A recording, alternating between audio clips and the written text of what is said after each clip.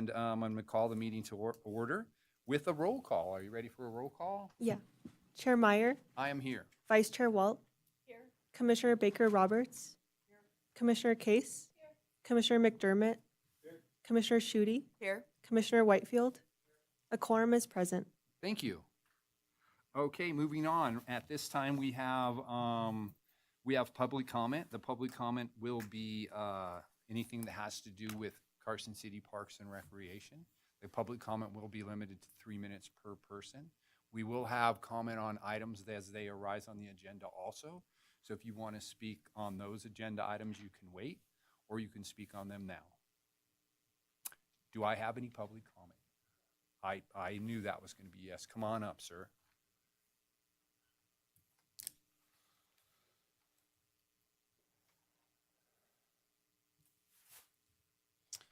Welcome, Danny. Thank you, Chair and members, commissioners. Denny French, Carson City, Nevada. I have several concerns on the agenda because of the way it's worded. The Lampa Ranch consideration, which includes Ash Canyon Creek and Kings Canyon Creek going on edges of the new park area that's being considered. Also, that's to come up. But I also have ABC, NBC, CBS, and others that are looking into stories relating to microplastics. And while you still have turf on the board, I would really appreciate you all taking time to look into the stories. They're very basic. They've got the minimal, but it will give you names of individuals, the University of Mexico Center for Metals and Biological Medicine, others. I'm sorry, I'm having a little trouble tonight, perhaps with nerves, but the main thing is I also have trouble with the wording on the Lampa Ranch situation because it has a but in it. It says we have no cost related to us and that no maintenance will be put on it, will be on the homeowners associations, but there's a caveat, and I don't really like buts in a contractual situation. It says it's after further discussion, but I can't find where that but was. The main thing was in the considerations afterwards, what maintenance would be the responsibilities of the cities and not. Also an observation, I was up at phase 3 of Prison Hill project, and I peeked in the restroom, and it doesn't have a hand sanitizer, and it has a great hook to hang your gear on, but I think that should be required.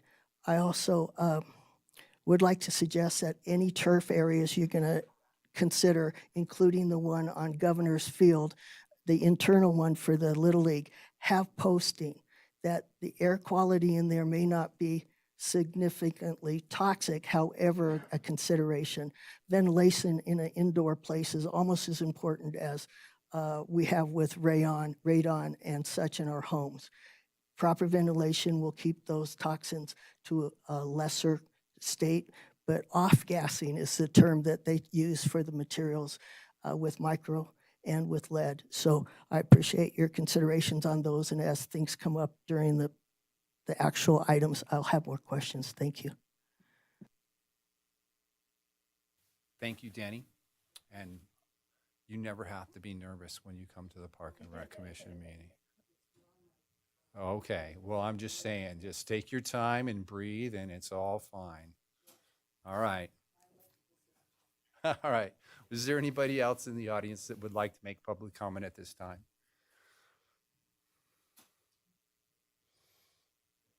We want to make you as nervous as we possibly can. So we want to see Mr. Turner sweat. So give him the eyes. Welcome. Obviously, some people know me in here. Hi, Dave. I'm Chad Turner, Charles Turner, Carson City resident, and I'm here because I'm supporting the bike park. I've been mountain biking specifically in this town for, I think, 28 years now, before there were trails, and now there are many. We used to just ride on dirt roads and wherever we could, and now I really enjoy all the trails that are around here. The community has grown. Some of my closest friends I've met up there, and we continue to ride and do healthy things up there. It's just a nice way for, I think, the community to enjoy the resource that we have here. It's such a valuable resource, and anything we can do to accentuate it or help it grow for other people to use and utilize from all different abilities. I know we're doing a lot of multi trails with walkers and hikers, and there's a lot of respect out there. I've never had a bad experience. So I'm just here in support of good, healthy fun that we can utilize to the utmost of our resources that are here, the outdoor resources especially. So yeah, I hope it continues to progress as my friend Dan is trying to put forth, and we'll see how it goes. If it does, I'll be out there helping build, support, and help donate. Thank you, Chad. Chad, before you leave, will you put your name over there on the sign-in sheet? Certainly. For the minutes. Thank you very much. Is there anybody else out there that would like to speak for 3 minutes before we get the meeting started? Just clarifying, there'll be an opportunity at the agenda item for us to speak. Yes. Okay, thank you again.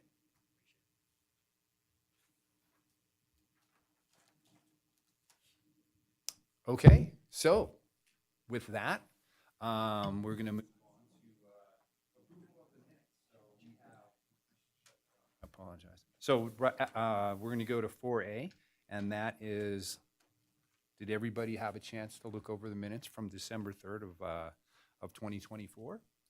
Everybody feel, is there any changes anybody would like on those minutes? Okay, do I have a motion to approve those minutes and get them recorded? Okay, and a second? I second. Okay, so all those in favor? Aye. Aye, I also approve that. So here we are. All right, so the next thing on the agenda is for possible action regarding election of a chair and a vice chair for the Park and Recreation Commission for the calendar year of 2025. What we do here at the Park and Rec Commission is we rotate the roles of chairman and vice chairman. So to get that started, I would like to nominate the vice chairman to be chairman next year. Do we have any? Okay. Yeah, he looks stressed out there. Sit closer. So with that, so we're just gonna have a vote for that?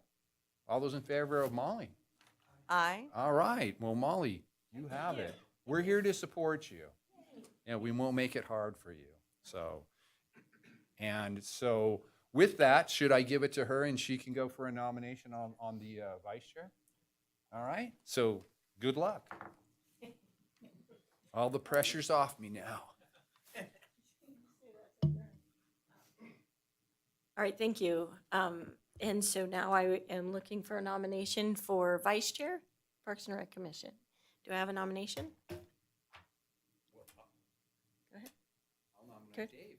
All right, so we have a nomination for Dave. Do I have a second? I second. Seconded by Commissioner Schutte. All in favor, please say aye. Aye. Any nays? All righty, well, thank you. All right, so then we are, right. All right, so moving on to agenda item number 5B for possible action. This is discussion and possible action regarding the proposed Lampa Ranch Park concept plan. And this is going to be presented by, all right, go ahead, Jennifer.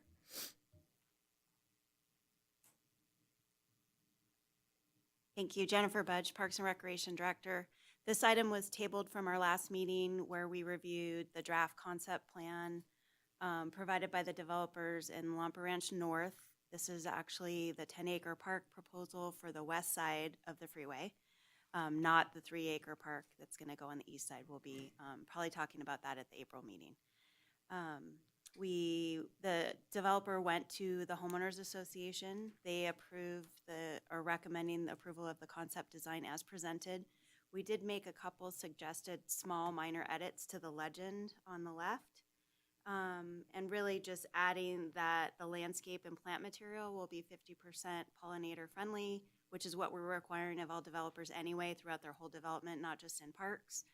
So that could be trees, shrubs, or any landscape that they're using. So we'll have some options as they start on design, and then adding shade to the playground structure. So I just added that word in there based on your comments and the public's comments last time. Any other questions? Yes, go ahead. Thank you. Has there been any progress on chatting with the family about naming the park? I haven't spoken to the Lampa family yet, but I will. I do know one of the Lampa children. We went to college together, and he's actually in touch with us about a lot of things out there. So happy to work on that as we move forward. It'll probably be several years down the road before this park is even built, but we'll make sure that we have a good conversation with them. I'd love to have some interpretive panels as we talked, and even if there's any like ranching equipment or some things we can incorporate into the design or the theme that kind of ties back into that local history, I think that'd be really important. Go ahead. I just want to thank you and everyone. It was a really good discussion last meeting, and I appreciate the folks, who took it to the homeowners association as well. And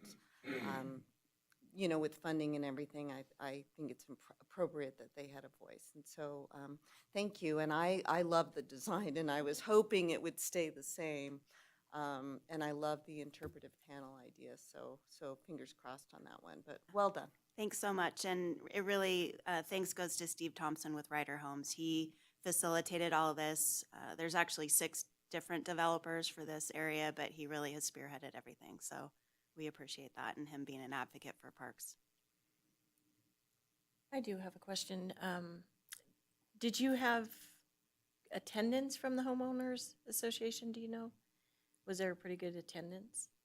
I wasn't at the meeting. Steve Thompson represented this item. So, but I do know they had a quorum, and it was a regular, it was agendized and everything for them. So I'm not Okay. sure how many attended, but I could get back to you on that. Okay. Well, I just know that they were here at the meeting, and so I would hopeful that they were in Yeah. attendance at that meeting as well. I Yeah. do know, he did report back to me that they had a good discussion. Good. They appreciated the design and the consideration. They didn't really want to add more because they were concerned about maintenance costs. They wanted to keep it fairly low maintenance, but they also didn't want to duplicate anything else with some of the other subdivisions within Lampa and the amenities that they're going to have. So they were happy as is. Okay.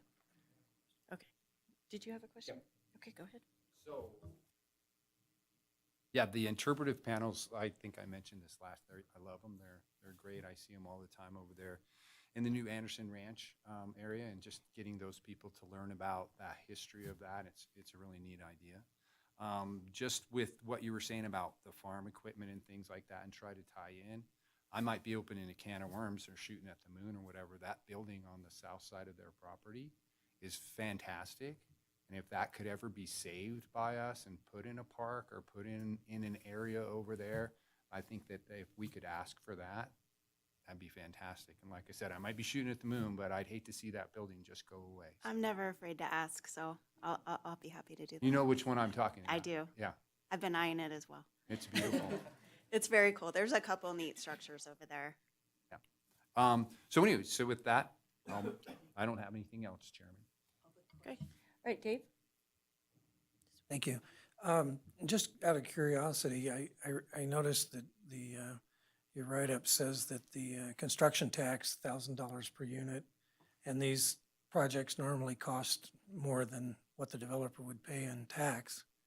Is there a proposed budget at this time for the developer's cost in this? We don't have a proposed engineer's budget yet. We just need the conceptual design approved, and, they could start probably crunching some numbers on that, but they might want to wait a couple years as they get closer to construction, since we don't know what's going to happen. So putting numbers together now might not make sense. I did want to clarify for the question we received from the public about the but in the staff report, and it was related to the landscape maintenance district.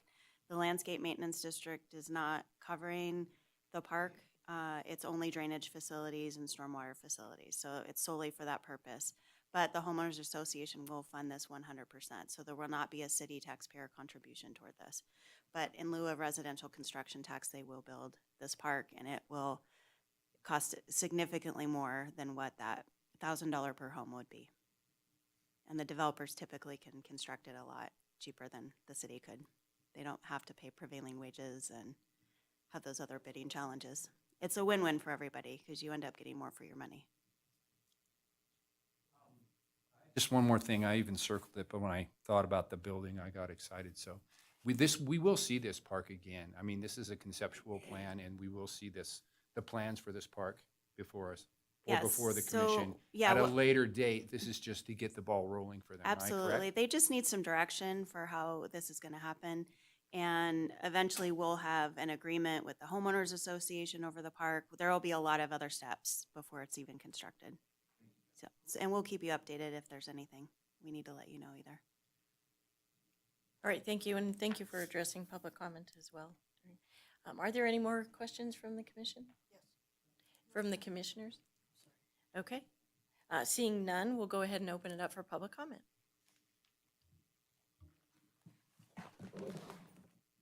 Thank you, Chair. Denny French, Carson City, Nevada. Thank you for answering the public question of the but. It did leave it a little open for speculative consideration. One of the other things, though, is I'd like to say that both those creeks were called creeks before, but now they're called channels. And I think that's a shame. That takes the naturalness out of it to put it in a channel. But of course, in building such a thing, they have to coordinate in. So that's my sadness about that. And placards are great, but I was at the Anderson Ranch area and I saw a beautiful plaque of what was. And I look about and hardly any sign of that is left. And the way that they've taken care of the water retention basins are already into their own water base. So the water table is keeping those with water in them, and they're beautiful. I mean, the water in them and some of the little cattails and things like that. And had a discussion with Hope and code enforcement about some of the trash issues and how hard it would be to get it out. But I went a couple days, yesterday or the day before, and they had taken care of the issue that I brought up. I as far as I could get, I was driving today. But my thing is that those catch basins now have reached not just into what may be coming, but is already there in the groundwater. And so mosquitoes and such like that. Roundup is something that's being advertised as a issue for consideration of legal litigations, and people can call a certain number and see if they can get their ailments attached to different kinds of lawsuits and such. So I'd like to encourage Carson City to back away from use of Roundup. I have an issue with it. I worked at a golf course and other things, and I realized I had an issue. But there's specific types of Roundup for specific jobs. And then also the insect we deal with a lot is the mosquito. And while I did not find larvae, I did think I saw male mosquitoes starting around. Even with this cool weather, they seem to be persevering. And I didn't see any mature females. And so, like I said, I didn't see larvae. It's hard to get down. But all the rock, for Pete's sakes. We have granulated granite all over the place. And granite disintegrates into a toxin. It's got to be taken out of our water, and it's got to be watched arsenic, or whatever the circumstances of that are. And here we're using it everywhere we can on our road up on the third phase of Prison Hill and such like that. And I'm going, there was one sage that actually had been planted in Anderson where I was walking. It has a drip line to it now. How sad is that? And then I see a placard of what was, and I found placards all over places I've gone, and I go, well, you go down by the library, the state library, and you see a placard about a place that was in the park. It's no longer there. They decided not to have it. It was the Chinese district there, and that was a historical site. We've got to consider those things when we're looking at tourism. Thank you very much. Thank you. Thank you for your public comment. Are there any additional public comment? Yes, come on up. And if you would, please sign your name. Thank you.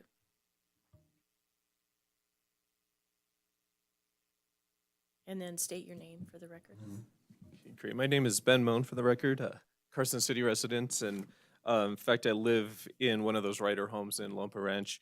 Unfortunately, I missed the forum where they were discussing the park, and so this might not necessarily be the venue for some clarification, but what I'd like to advocate for then, because it wasn't clear to me from the plans, is just for a connection into the trail system underneath 580 there.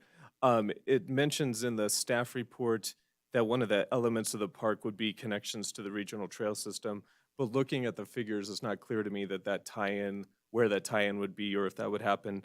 So I'm in support of the park. Just like to see that when this gets built, there is a connection to Route 1, the freeway multi-use path. So for those of us who live in Lompa Ranch, it would be great to be able to ride our bikes, as the gentleman said before, and connect straight into the Carson River trails, Prison Hill trails that way. Right now, we'd have to go all the way down to the linear ditch trail to kind of connect in on the bike. So whether the connection's at the park itself or a little bit further down on Brawley Peak Drive, I believe it is. It's not, houses aren't built out on that yet, but the other map that I saw showed a little green space potentially. But one way or the other, just advocating for that connection to be made. And that's it. Thank you. All right, great, thank you. And I would encourage you then maybe to reach out to writers and see whether or not you can get an update on the meeting that they had. And then it is noted, and when it comes back onto the agenda, you know, for Beyond Concepts, then we can address it then as well. And Madam Chair, we have a staff person here that can answer the trail question for you as well. There you go. Well, great, thank you. Go ahead.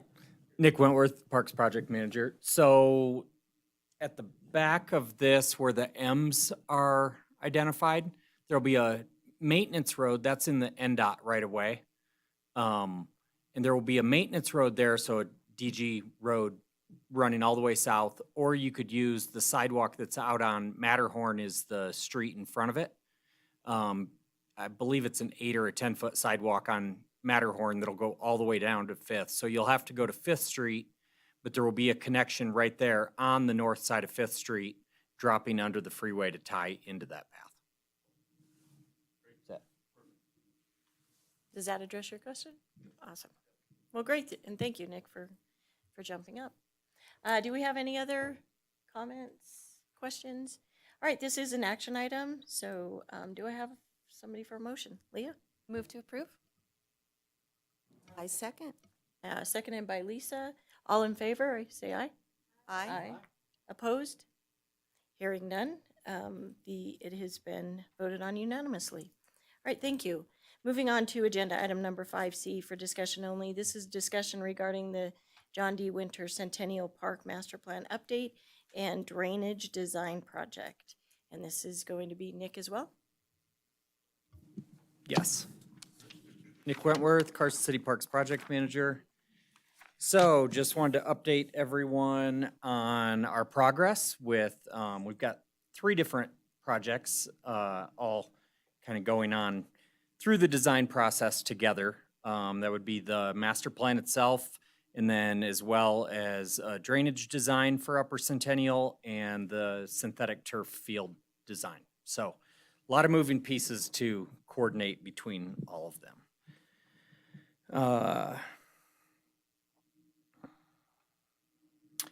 And just kind of a forewarning, there are some elements of this that don't exactly line up yet. You'll see some locations of drainage or detention basins that don't necessarily match between the field design or the master plan or the drainage. We just received all 3 of the 50% plans in the last couple weeks. So this portion of review, we will give comments back from this commission and the stakeholders and everybody else and our staff review in order to get them to all line up. So let's start with how we got to this point. We put out a public survey in September to gather feedback from several user groups, stakeholders, and through a press release. We received 686 responses, and we've got all of the results of that survey here on a couple of slides for everybody. We've got some members of the bike park group here with us tonight. I think the bike park is a great idea and a good fit for this park and the community. You'll see in some of the survey questions, I did want to clarify. Some of the questions I think aren't necessarily a accurate representation of the youth sports because of their enthusiasm and so many responses to the survey that it does make up about half. So like on some of these, you just see what a strong showing they really had, which is great that there was such a turnout for that.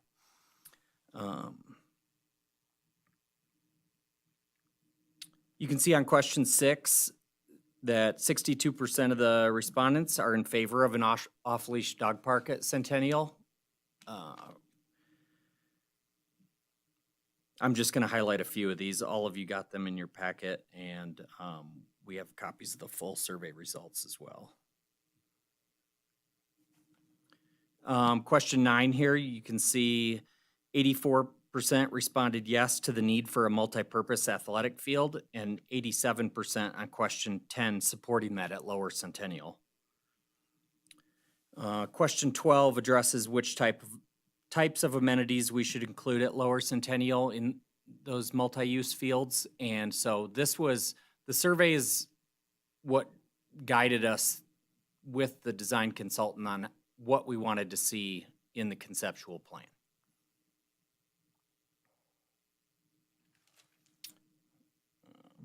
So I thought it would be helpful to show you some of the drone photos that the consultant worked up. They took their drone photos and we had them mark them up so that sometimes on the 2D design, you're looking overhead and it's not as, no matter how familiar you are with Centennial, there's a lot of property. And so just kind of did this to familiarize everybody.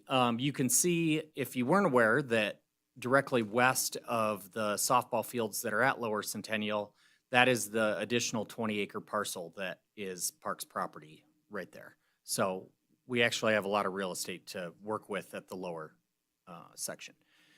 The blue lines just identify potential pedestrian connectivity and traffic. You can see on this one, it's a little bit clearer on the second slide, but we wanted to include a second access to Upper for large events, softball tournaments, fireworks, whatever that may be.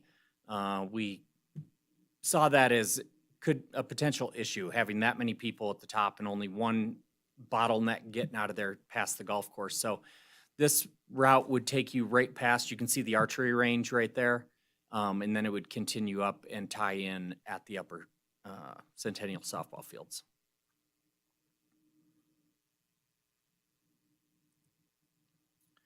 And then here we've got Upper Centennial itself.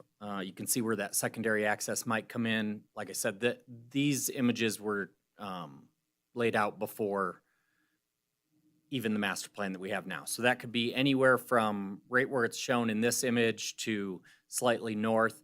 The dirt road that follows the gas line easement up there, which you can see on the left, it'll leave that for a little while. It's further up the hill, so it won't follow that all the way. It'll follow that up until just outside of this picture to the right, and then it'll cut through the open sage to tie into Heritage Way. And now we've got so here's the conceptual master plan, what we've got so far. This is the Lower Centennial area with some multi-use fields. We took some of that stakeholder feedback with youth sports and our experiences and staff input that one issue we've run into, like at Governor's and other sports complexes, is not having enough storage for those user groups, or them later trying to, it's shipping containers or sheds or makeshift type of stuff. And so I will openly admit I ripped this idea off from Stodic Park in Gardnerville. But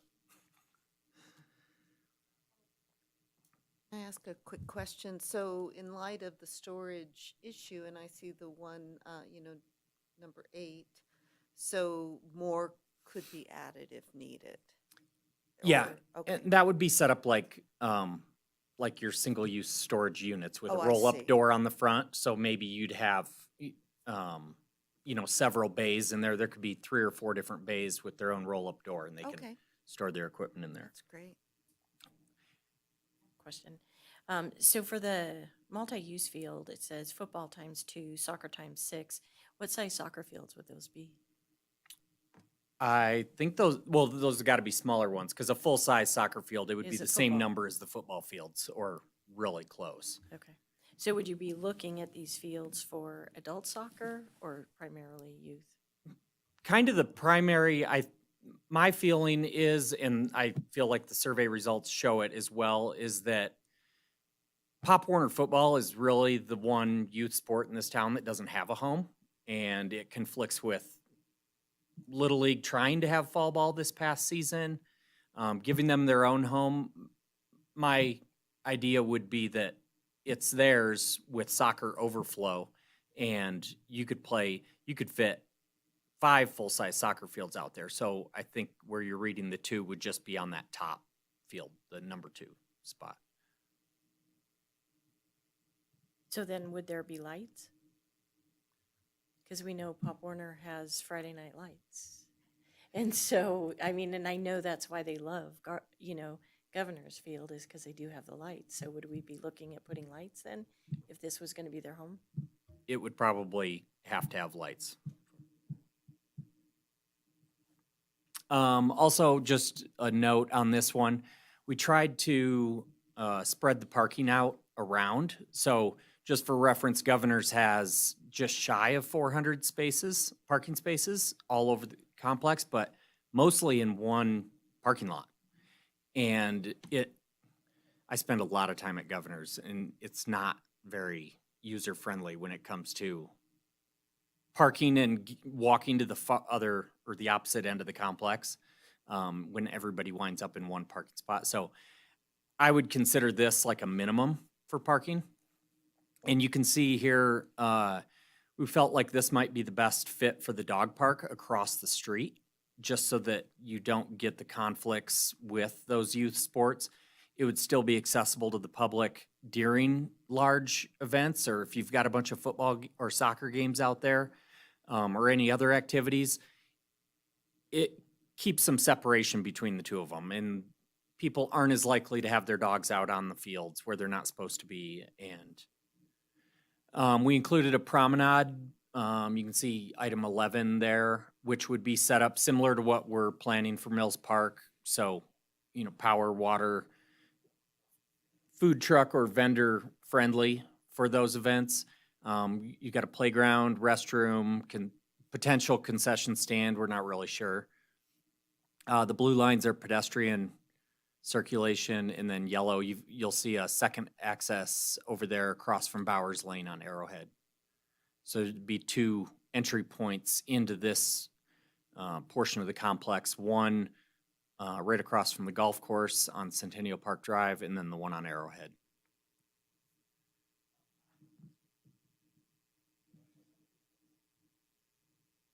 And then here we've got Upper Centennial.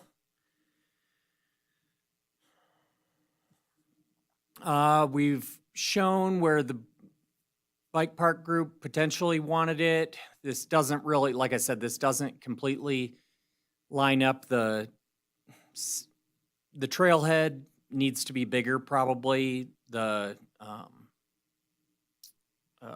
firm putting this together still wasn't sure when they put these images together how big the detention basins would be. So ultimately, the detention basin in the upper left between Heritage Way and the softball fields, they've come up with a solution to send all of the uphill drainage to the east out towards that secondary access in the bike park to eliminate the need to install an underground culvert or pipe underneath the softball fields. There's a real bottleneck on the west side of the fields where the hill comes down, almost, tight, right to the outside of the fence. Right now, we've got 3 feet of sediment against that outside fence from the gas line road that goes up the hill. So we're working with them on different solutions to that, but taking the pipe out of that, there's been some shifting around there. The 60 stall parking lot shown there is likely where we'll need to have a detention basin for the water or the runoff from the fields themselves.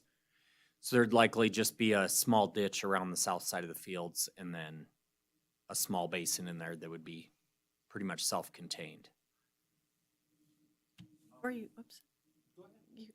move on, how many parking stalls are up there now, currently? At upper? Yeah. At the upper portion? I don't have that off the top of my head. I could figure it out. Will you be losing? No, not at all. We definitely want, and that was one of the survey questions, we definitely want more parking. So one intention here is where that secondary access comes in, either from there all the way back down to Tennis, or even potentially from the trailhead all the way around. We'd like to change that to two-way traffic and at a minimum, keep the number of parking stalls that are there, if not increase them. So we'd have a separate parking area for the bike park itself, additional parking area or more parking spaces for the trailhead up at the top. And then you can see the Tennis parking area is extended all the way down to that intersection. And then they've got an extra lot there. It's not going to be able to go right there, but we definitely want an increase because there's not enough now. Well, speaking of parking, can you park on the new road? That kind of widen There potentially could be up here, like what's within this plan, but not down the rest of it. We wouldn't stretch. put no parking? Because I mean, I just can visualize people parking. I can't put my mic on. So we're talking about the road up here and the dash line is, it's just. kind of I think for flew in the my head master, that I could visualize people saying, okay, this is all full, I'm gonna park here because I have a game on 5 or whatever that field is. I think for the purpose of the master plan, we don't necessarily have to make those kinds of decisions yet. Just If, throwing that out. you know, when these projects go into actual design Okay. for construction, then So with the bike park being just over an acre, is that enough for what they have visions for? They obviously have a plan. Is that 1 acre enough for them? I think that there's additional space where, so just to the north side of the road, outside of those 24 stalls shown, will not be a basin. There will be one basin on the south side of the road, and then the design team shifted most of that water storage down further south towards the golf course. There's an open area that actually isn't colorized on this image, and you'll see, I'll get to the drainage. So there's more real estate up there than what this plan shows currently. And then we were also told that they're interested in expanding up the hill. So that's why we've got the arrows shown okay. expanding out that I direction didn't for notice the additional arrows. trails. Okay. I'm confident there'll be more than what is shown on here right now. So are you, in saying that, are you saying that because you think that 1.1 acres is too small and that they probably want more? I haven't even looked into the amount of space needed for, Well, what they want and how they want to do it. right, Okay. right. Just throwing that out there, so. They're reviewing all of these sets of plans, just like city staff are right now. So this is where we take everybody's comments and feedback and try to make everybody happy. All right, well, feedback from the size of the bike park would probably be needed. All right. Quick question on the drive. So you were saying there's a consideration to make it 2 lanes both directions. Is that why? I guess is my question on that. I mean, I think part of it could be for, to leave, ingress, egress, all of that, but it seems like both directions could create a different complication. But what was the thinking behind that? So if you're up at the trailhead or at the bike park, and to not force everybody to go around, the only place we're really limited on space would be the west side of On the this, where west. it's up against the mountain. And it would be an engineering feat to widen that far enough for two-lane traffic. Okay, so just that one section, so just below the yellow dotted line, New road. and then over just below the new road, and then to Heritage, and then that would be the, Either just the lower section that you're talking about from this, where the secondary access comes in, or potentially all the way from the trailhead at the top. okay. We know that we couldn't turn Heritage or the west side into two-way traffic, but we feel like it would allow people to move more freely through there or exit in multiple directions. And Yeah, I would just, from the trailhead, I think that if folks are going to hike and use a trailhead, then they could, if they're parked further down, they can just walk over there. I think just in terms of safety, I just think that sometimes when you have both directions, it creates another issue. Although, anyway, just sharing my thoughts. is there any other questions on that? I've got a few more, I've got more slides. Yeah. Yeah, Nick, I have a question, of course. And I know the tennis improvements were supposed to start this week. I'm not sure, but where we had water trouble draining from the fields down into the courts, has that been deferred yet? Prior to the building, they're digging up these courts this week, maybe? Where the water traveled down and damaged the softball fields, we had a contractor dig somewhat of a temporary swale to keep water from going onto the fields.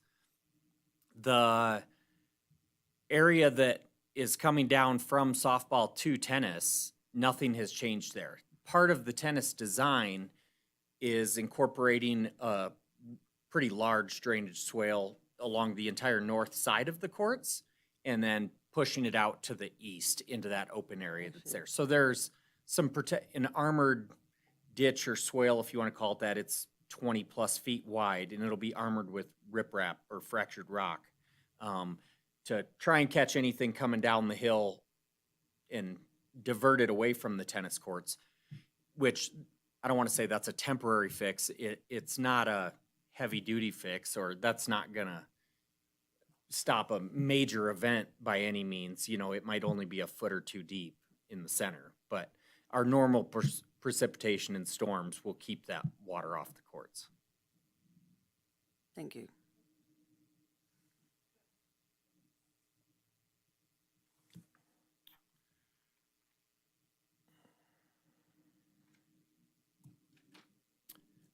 So here, this was our first look at the drainage design. So you can see they've got a proposed large basin down there in the lower portion of the screen. And this eliminated, they need to add a basin directly across Heritage Way from that, below the softball fields to capture that runoff. So there will be a ditch on the entire south half of the fields, from the existing parking area all the way around to the west side, that will all drain into one smaller basin on here. So that's hasn't been included yet. I think they missed that part in some of the previous comments. But so here you've got, you can see where the dirt road leads off to the upper left. We've talked with them about, they've made some suggestions about ways to control the water coming down that. Their thoughts are that most of the erosion that went onto the fields and damaged that outfield of Field 7 was sediment coming down that road. So we're looking into the actual easement with Paiute Pipeline, and we've got the property manager looking at some of that stuff to see who's responsible for maintenance on it. but we'd like to install some water bars or drivable dips on that road to get the water off of the road and back out into the desert or the native vegetation where it can be controlled and it's not just washing the road out. So it would come down at the base of that road near where the trailhead will be. You got 2 basins there. All the runoff from above Heritage Way and outside of it will be diverted east around the softball fields to avoid underground passage through the fields, like I said. Runoff from inside Heritage would be collected in a small basin south of the softball fields. The total storage of these 4 basins shown here is 5.31 acre feet, and that falls in the range for the 10 to 25 year volume.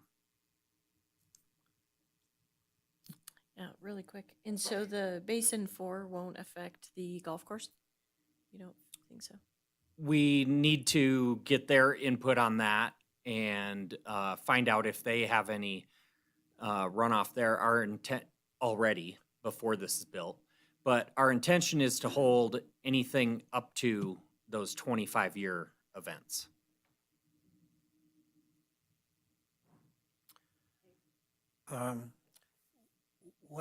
What kind of modeling are they using for those events? I mean, are they doing anything to project more recent extreme events that we're having, or are they just looking at historical? They're looking at all the historic data.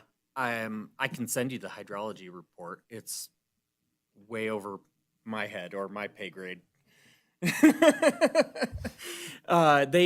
We did highlight for them the storm in 2017, 18, and then again in 23, or spring of 23, that's when we got the most damage to the softball fields. So they took those numbers and they had them highlighted in that hydrology report for us that show.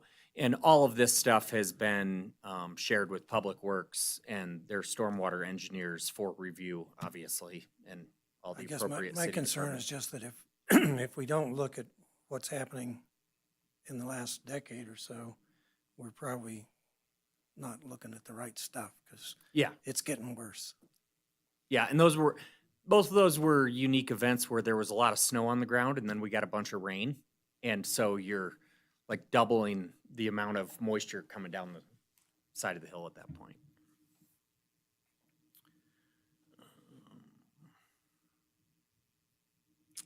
And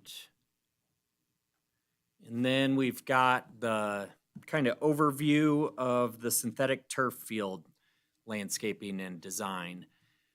We asked them to design this to show, if money was not a problem and we were just kind of a wish list. So that's why you'll see some items on there like batting cages or bullpens.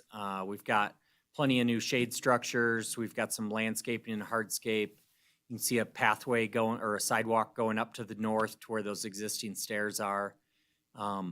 Also, what I feel is vitally important to protect new fields like this would be the windscreen and landscaping around the south side to, one, knock down the wind. You're also going to cut down on the amount of dust that goes in and overloads that turf that adds to more maintenance, which is what we're ultimately trying to avoid. So like I said, the drainage on here this was kind of our initial thought of what we thought might need to happen with the drainage, but now NCE has found a solution to keep us from having to install a pipe underneath the field in the upper left. Yeah, he showed it as just kind of a dashed line, but that's such a bottleneck there. You've got the light pole at the base of that hill that's already buried in 3 feet of sediment off the side of the hill. We would have had to put it underneath the field, and we would have had to put that section in with field construction, even if we weren't ready to build any of the other drainage stuff.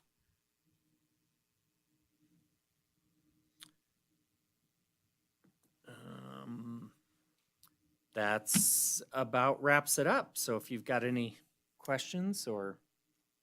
Is there any questions that haven't been addressed by the commission? Go ahead, Leah. Thank you for the presentation. The road you were talking about that comes out, that second access point, is that currently, is it a paved road? What does it look like? Is it anything there? So there's a dirt road in to get to the archery range. There's a bar gate that you have to open and close to pass through it to try and keep the wild horses off of Highway 50. The Clear Creek Bowmen have expressed interest. They'd like for us to include, their only request in all of this is that we potentially put 3-wire barbed wire around the archery range to keep the horses out of there. They've done a lot of damage in there. So right now that dirt road skirts the edge of the golf course and winds up at the top of this. Actually, you can see it on this slide where it comes in right above. So it's essentially part of the trail system by the time you get up here. Once you pass the archery range, other than maybe some of our wastewater technicians or somebody out there trying to access the backside of the golf course, nobody's out there now. So it's a gravel road, but it goes all the way to the existing trailhead that's there now. And so, thank you. And your, part of this master plan would then be to have that become a paved road, part of Carson road plan maintenance? Maybe. We know that we need access there, whether or not that's a paved road, whether or not that's open 24 hours a day, or maybe that's just open for large events. These are, the questions we want flushed out or decisions we need to make at some point. Awesome. I think I've made my stance on roads and parks clear in this committee. I want to make sure that we're not only being safe in our parks, but good stewards of our dollars. I mentioned it in public comment last time. Carson City residents declined to have any kind of taxes go to road funding and maintenance. So this is the second park master plan I've seen that has a road component that we don't have funding for. So I just want to make sure that we're clear on what this could look like. It might remain a dirt gravel road. I don't know. We haven't gotten that far. We don't have funding to build. I mean, obviously the fields are in design and we have funding for those through the bond, and tennis courts are in construction right now. The restroom at tennis is getting replaced, but essentially nothing else has funding dedicated to it at this point. I guess element of that road that I think would be necessary would be to put a cattle guard in instead of that bar gate, because the gate gets left open. One of the archery club's number one complaint was that people come up there because they think it's a great place to feed the horses, so they go up there and dump their pumpkins and everything else and leave the gate open. And I would like to, they're a great group and they manage that site all on their own. Their request is so simple that if we could put 2 cattle guards in and run barbed wire fence around there, and it's not even their entire parcel or property, just the area that they use where they have a walking loop and shoot at targets and stuff. I think that's a accommodation that we should make. But whether the road's paved or gravel, or I think it could still be functional if it was gravel, if it was only open for those events. Awesome. Thank you, Madam Chair, for the indulgence. And I appreciate that. And I do recognize the serious risk with just having one route in and out. So totally, I would be willing to give you the road from Mills Park for there. Take it out. I know that's how our budget works. This is a little bit longer span. Gravel. Jennifer? Thank you, Jennifer Budge, Parks and Recreation Director. I do want to comment on the road. When we have facilities where hundreds of thousands of people go, it's really critical that we have a secondary access for emergencies. Regardless, for any other purpose, whatever the final design ends up being, we need emergency personnel to be able to get in and out of there safely.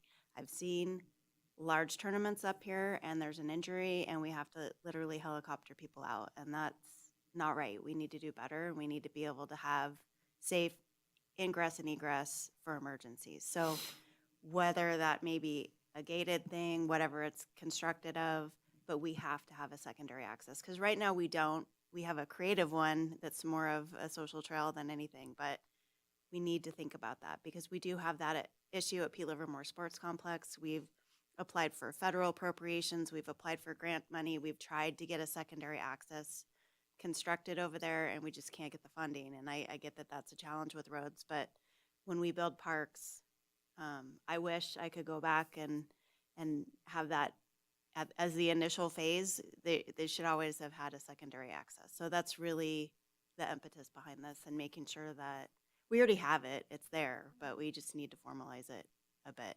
Right now, it's that entrance is really, like Nick said, is only used for the archery range, or if they're going to the backside of the golf course, or, you know, Public Works doing some kind of maintenance activities. But we need to be able to have emergency vehicles be able to access there. Thank you. Thank you for the clarification. Questions starting on this? No? Any additional questions or comments from the commission? Yes, thank you very much for your presentation, and now we will entertain public comment.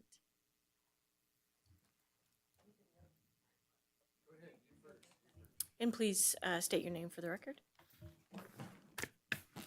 Denny French, thank you, Chair. More restrooms are needed on Governor's Field and in other locations.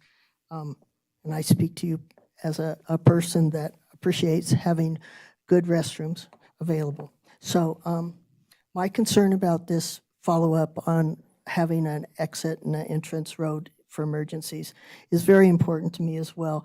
But I'm looking at where it's going to be proposed to come out, and that does have me a bit worried. If it actually is accessing straight onto 50, that to me, especially as the slope of that hill coming into Carson is such, it would take some engineering to make sure that that would be set. Now, if I'm looking at this wrong, it does suggest to me that it does come out on 50 under, on the, would be the south side or the edge of that storage area. Yes, and so, and then also the Wild Horse Preserve up there. I've noticed that there was problems with parking when I went up just to look around. Also, the fact that the field is closed normally with the fact that there is no activity on it, it's closed, it's locked, it's guarded in that sense. And I'd like to bring up the fact that the postings that we're going to need to put on those fields is very extensive. I was just looking at manuals by the manufacturers and their suggestions to putting proper care of your children's clothing after sports, also heat-related equipment that will be needed to regulate or to observe and to keep track of the temperatures of fields. It's not going to be able to, it's suggested that there should be someone monitoring that through every sport activity. That's set for a group, or if somebody sets up and says, we're going to have a football game, we're going to play soccer here, or we're going to do that, that somebody there is required to be monitoring the temperatures. And so the equipment that they have, I didn't look up the prices, but the equipment that they have for care of these parks that we're setting into artificial turf is going to be extremely high. And I was wondering if this bond situation is covering the drainage and the artificial turf. And that's a lot of money. And so as a taxpayer, I'd rather have that money used on the maintenance for tomorrow's needs and on natural turf. That's my position. But those considerations about in and out of that Centennial Drive area would take quite a bit of traffic consideration and such. And so impact consideration should be already started on that. I appreciate that. And again, the horse area up there, and thank you. Thank you, Danny.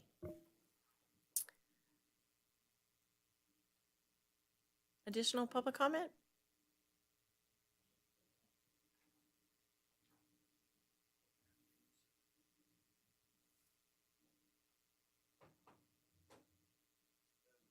Hello. And if you'll sign in and state your name for the record, please. Thank you.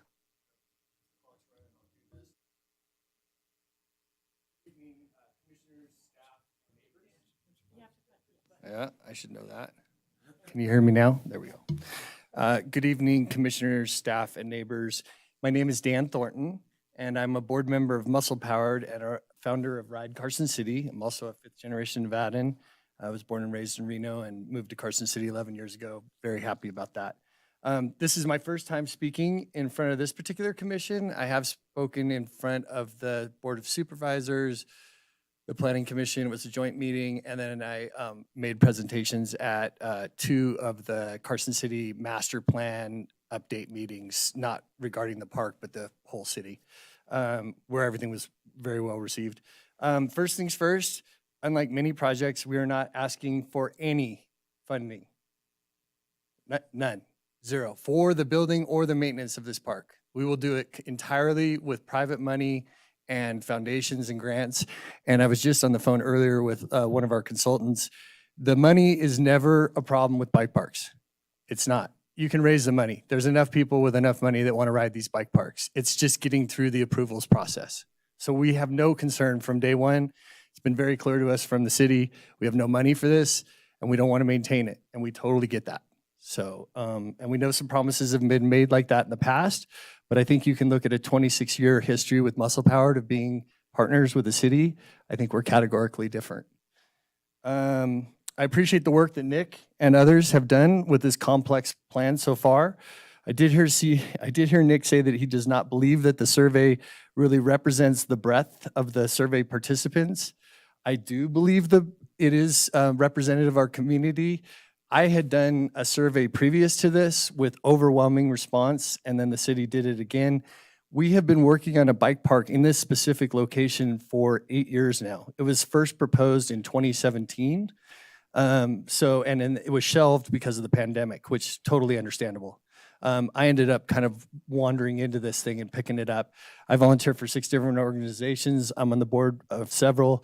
I'm not doing this for me. I'm doing this for the community. It is a piece of missing infrastructure for our city. Right now, some of my biggest supporters are mothers who drive their kids to Baiju Bike Park, Incline Bike Park, Truckee Bike Park, Sky Tavern Bike Park, Reno Bike Park. And only one of those that I just listed is a year-round bike park. Carson City would be a year-round bike park. Centennial is maybe wet 4 weeks of the year. So Centennial is really a prime location. I totally got off script. I'm going to leave it there. We appreciate all the work that we've been doing with the city, and we look forward to working with them more, and we do need more room that's shown on the 50% plan. Thank you. Well, thank you very much. How much more room?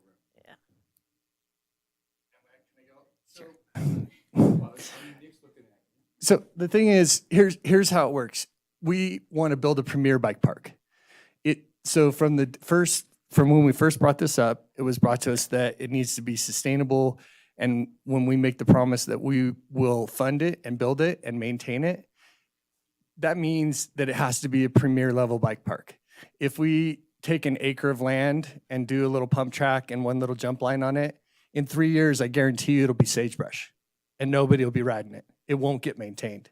If we build a premier level bike park that right now, so Baiju and all those ones up in the hills, they literally cover their jumps for 6 months of the year. Doesn't matter whether it rains or snow, they cover them up, the bike park is closed. Those people will 100% come down here if we give them a quality experience. If we give them an acre of land, it won't happen. Okay, so So- I'm gonna, I've been directed to, yep, he made a mistake. sorry, And I've been directed to cut it short. So, to answer the question though, if you could maybe email, staff and then staff can share it with us, that would be great. And then, Kurt will get his answer to his question. Absolutely. Thank you. All right. Thank you for your time. Yeah, thank you very much. We're all looking at you like, what were you thinking? All right. If you could sign in and state your name for the record, please.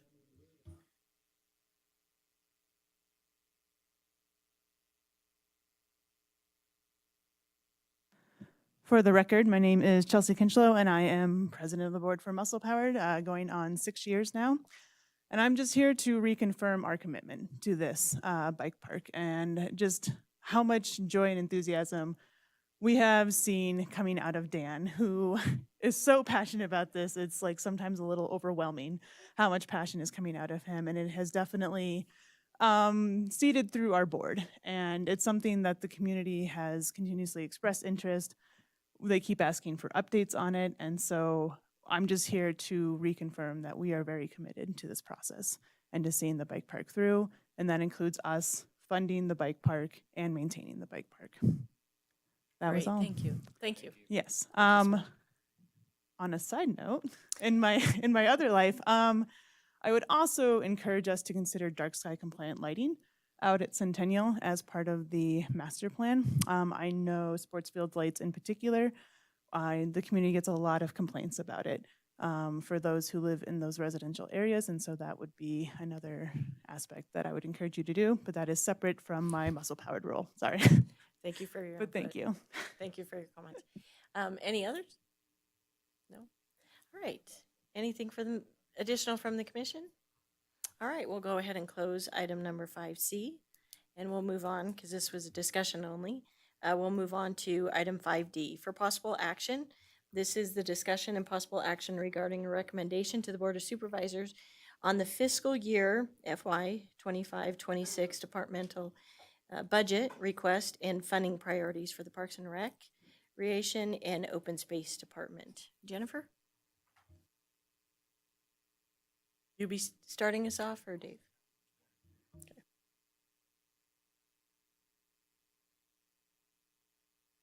Hold on one second.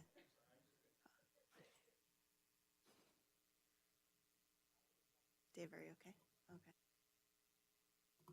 Thank you, Madam Chair. Just going to walk you through a few items with our budget. We're right in the middle of budget season, our favorite time of year. Not really, but it's a necessary thing we need to do, and we have a lot of needs in our park system. Your staff report kind of gives you a summary of the budget process and how we move forward. And you have a couple of late material agenda items. The reason for that is because we're right in the middle of all of this. So we have a ton of deadlines with budget and with the city manager's office. And so we try to do everything we can to give you updated information based on when we have our meeting now and then our April meeting as well. So in our budget process, we have, we're very lucky in the Parks Department that we have a lot of different funds available to us to be able to meet the needs in the park system, which is wonderful. A lot of other departments only have general fund monies and don't have the flexibility to diversify, you know, everything that we can do. So we try to leverage every penny that we have with grants and other partnerships and opportunities where possible, and try to piece everything together to fund everything that we need. I recognize that you have a pretty significantly huge packet in front of you, and it can be very overwhelming, especially that 5-year capital improvement plan.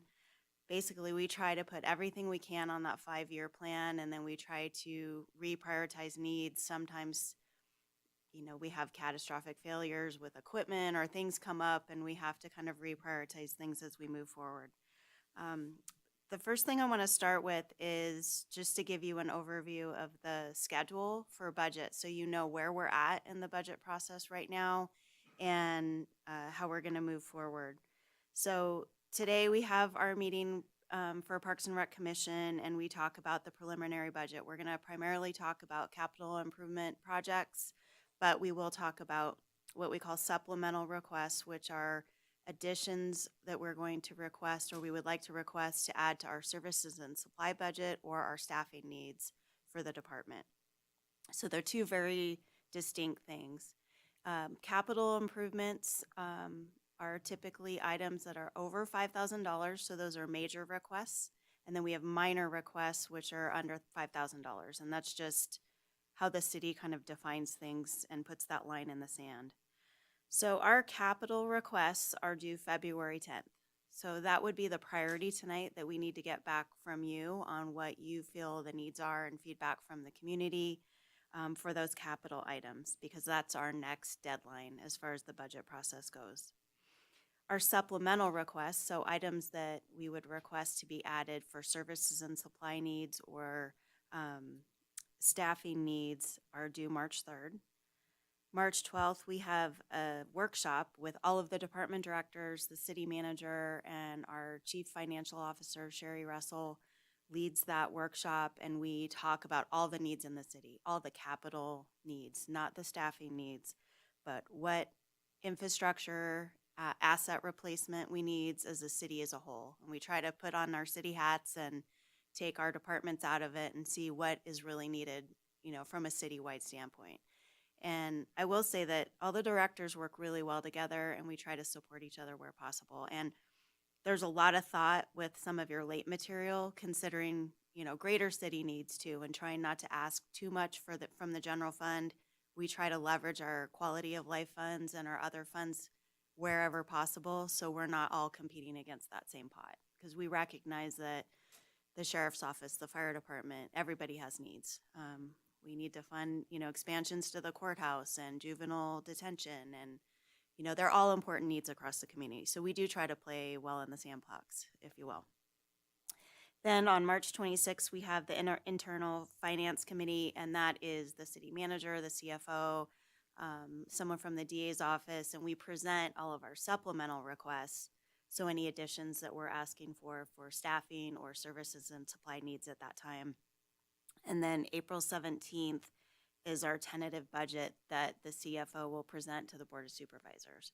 So between that Finance Committee meeting and the April 17th tentative budget, we'll have another Park and Rec Commission meeting where we can really talk more about anything that has changed up until then. I can give you an update where we're at in the budget process.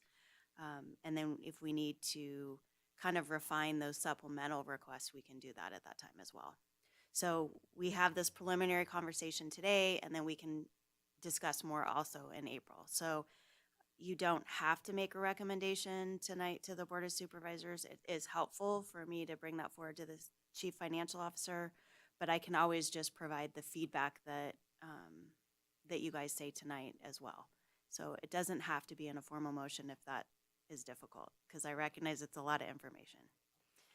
Okay, that said, in your packet, I'd like to focus on the late material, if you don't mind, that looks like this. It's a 3-page sheet. And these are priorities based on the 5-year capital improvement plan, and it's going fund by fund that we have available, and these are the staff's recommendations and priorities that we're suggesting for the next fiscal year, for fiscal year 26. So if you don't mind, I'm going to just start on page 1 and go through each fund, and then if you have questions on those funds, we could maybe just address those as we go, if that's all right for you. I know it's a lot of material, so I thought maybe if we just go fund by fund, that might be the most palatable as we move forward, because I recognize it's a lot, and I already have one change for you that I inadvertently left off, and it's in the very first fund. So we have quality of life. Really quick, Oh, though, sure. before. So in Exhibit A was FY25 approved. Have those all been moving forward, and there's nothing that was approved in FY25 that's on FY26? No. The Everything's only repeat is we have some additional money for Centennial Park that we want to continue to fund. So But all that's- these projects in FY25, good to go? They're all moving forward. They're all in progress. Some have some challenges, but they are moving forward. Oh, perfect, Yes. thank you. Is there any questions on that Exhibit A? While we're there? Okay.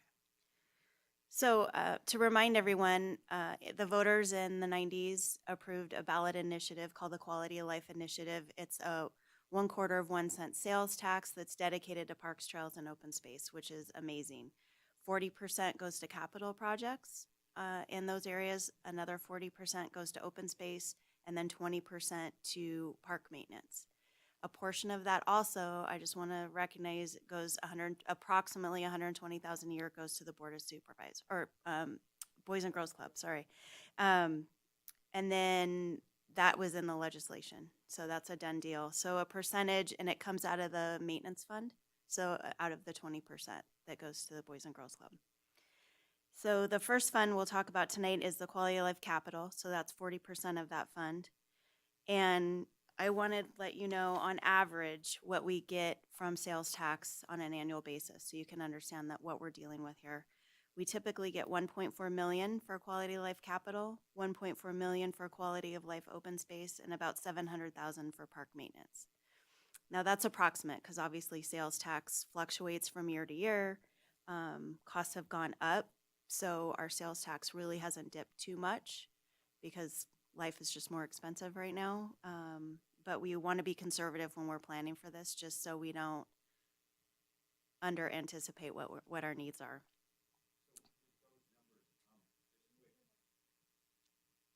We have to spend on average every year out of that maintenance account, what's 700,000 minus the 120 to Boys and Girls Club is a $580,000. Yes. Thank you. We typically get about 580 to about 600,000 net after the Boys and Girls Club receives their money. And we typically don't budget for that whole pot. And there's a reason why we do that. We try to keep sort of a savings account, if you will, because projects are coming in so much more. Poor Nick, he's bidding all these projects out and everything is more than the engineer's estimate. So we try to keep a savings account available in quality of life. We put it in quality of life undesignated so we can make projects happen. We use that funding to make the pickleball project happen this year, the tennis court project happen this year, and probably a million other things that I am not coming to mind right now. So we typically try to keep some funding in that undesignated for emergencies, for things that are unforeseen. So the two top projects that staff's recommending are replacing the large pool sand filters. There's 7 of them at the pool. They are well beyond their useful life. We need to keep that facility running. So it's our number one priority is to do that. We do have a cost estimate on the equipment, but we need really to refine these numbers, and it's estimating at $400,000. So that's labor, demolition, new sand, the plumbing costs, the equipment purchase, everything. So it's a very significant cost. And then the number 2 request is for Centennial Park Master Plan implementation. We have $1 million set aside for FY25 for Centennial Park. We have a lot of needs. We would like to refresh the concession restroom, and then as we approve this master plan, we would like to do some implementation there. We want to try to put some money toward a first phase of the drainage improvements, so that's possibly what this could go for.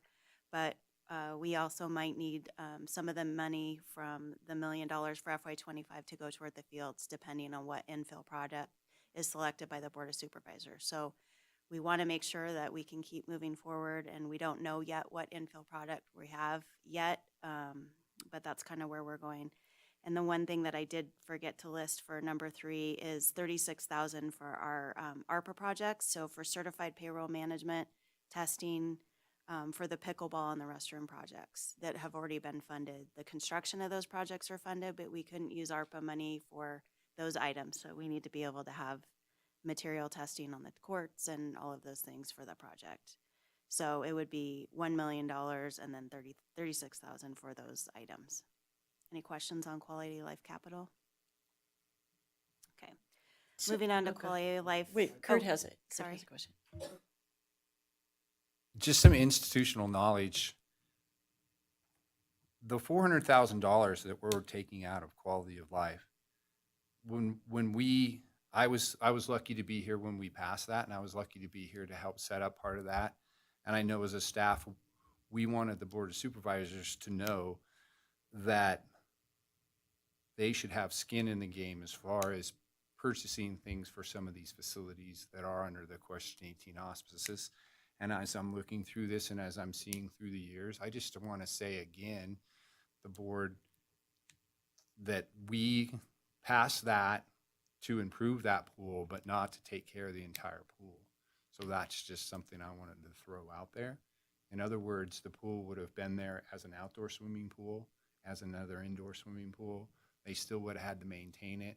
Just because we passed Question 18 and were able to build them a beautiful facility with the bonding and so forth, that they should still have some skin in the game as far as funding for that. So don't ever be afraid to remind them of that when we're asking for these big ticket items to keep the facility running. Yeah, thank you, and I appreciate that. One of the things in your packet was the facility list, and Public Works and the Facilities Department have put a significant amount of improvements and repairs into the pool. And we've worked really well with them to share the cost for plumbing and other things like that, where they couldn't fund it entirely, we couldn't fund it entirely. So we do work together, but there's just a lot of needs and it's an expensive piece of infrastructure. And I'm committed definitely to keeping reinvesting in that aquatic facility. It's very important. We get about 300,000 people a year that use that facility. So it's important to us, and this is what our staff all agreed that was the top priority for that fund. So in quality of life maintenance, MAC hoop safety repairs and maintenance, you'll see that we've been having that kind of every year. Floor resurfacing, we try to do every 2 years to take good care of that facility. Theater rigging, safety inspections, a couple of equipment replacements, sweepers and mowers, replacing 2 old mowers with 1 new that's more efficient, and speakers on the west side of the gym for the MAC. If you've been to the MAC, it's great, but when you have announcements and a tournament or anything, you can really only hear kind of on one side of the facility. So we'd like to add some additional speakers to that. Anybody out there to engineer or to ask the question, what speakers will be best in this area with the events that we have and so forth? Because I know that I've been involved with fundraisers over there and so forth, and it's always very hard to have a good sound in that facility. So should there not only be money set aside for the speakers themselves, but for an acoustician to come in and say, this is what I recommend to make this event, the Boys and Girls Club barbecue, the St. Teresa's thing, all of those types of things to make it sound good and not just by speakers and then. Yeah, I think that's a great suggestion. I do think we probably need some acoustic panels and some other things to make it not so. Yeah. Well, I don't know the answer to Echoey. it, but that's the kind But a of. professional to I'm assist channeling us. Mitch Ames right now, so. I got you. All I right, think so- I don't disagree. I think staff could look into some options and maybe to get some assistance in that area. Thank you.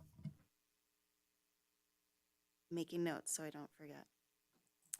Okay, any other questions on quality of life maintenance? Okay.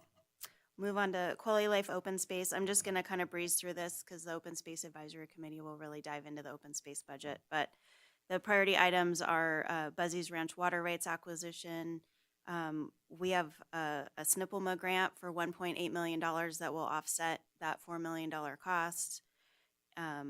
When the city purchased Buzzy's Ranch, there wasn't water rights that went with it. So this is to work on that.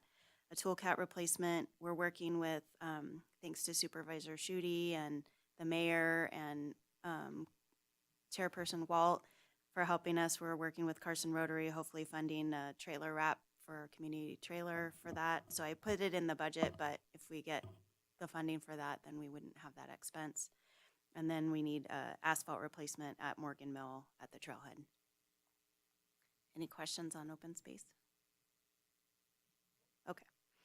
Residential construction tax. So we're hoping we'll have enough in RCT for this. If we do not, what we would probably do is do design this next year and then construction the following year, but for replacement of the Sunset Park playground. And we've heard from residents how important that area is, but the playground is beyond its useful life, so it's time to take care of that. So I'm also thrilled that we were able to keep that and that maybe some of the people I poked as they were walking to the park, they called you guys and said, we want to keep that there. Yeah. And the one thing that I wish Nick was here, but I'm sure you can pass it on to him, is that one of the reasons that the people come to that park is for that toddler accessible park. I mean, it's such a cool feature to see all those moms pushing the strollers or even the grandparents pushing their grandkids down there, to use that for the little people. And the intent is to keep it a 2 to 5 playground Well, great. primarily. Yes. All right. Well, I just wanted to throw that out there because I see it all the time, and I see those moms getting down there and using that park on a very regular basis. So, thank you. Yes, thank you. Great suggestion. And then down to the general fund. So the Pete Livermore Sports Complex ADA improvements, this past year we did design for those improvements. So this would be to construct that. And it's really to address heaving concrete and making the facility just more accessible for people of all abilities. So we have 56,000 left over from that design project, and then we would roll that in, and then the remaining 253,000. So it's approximately a $310,000 construction project that we're estimating. And then Governor's Field, we'd like to do some improvements. There's a new path going through and some improvements in the right-of-way that'll encroach on the field. So we would need to clean up the irrigation and the turf and do some improvements there. And then the city, the Parks Department maintains over 48 right-of-ways throughout the town, throughout the city, not just parks, trails, and open space. And we'd like some funding for irrigation improvements and tree and shrub replacements, and just to kind of make those space improvements as well. So requesting that from the general fund, because that shouldn't be quality life or park funding those right-of-way improvements. Any questions on the general fund CIP requests? And I applaud you on the 3, 4, and 5. And, you know, I think right now on number 5, removing some of the irrigation and adding rock, the focus on art, I think we have a wonderful opportunity, different metal art.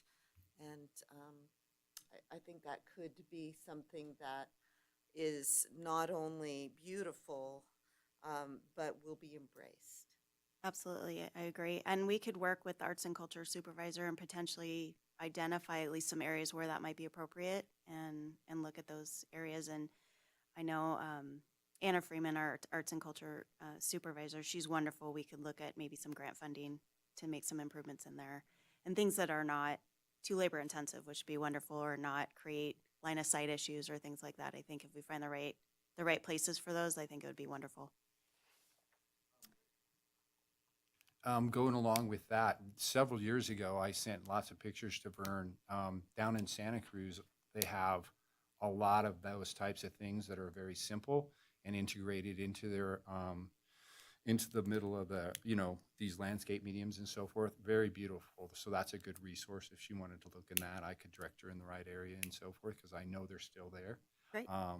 And then the next thing I'm going to say is this is kind of what I envision for the north end of town, is something that's low maintenance, but we'll dress up those medians. So, and I see that we have that in the budget later that I'll comment on. So thank you. Thank you.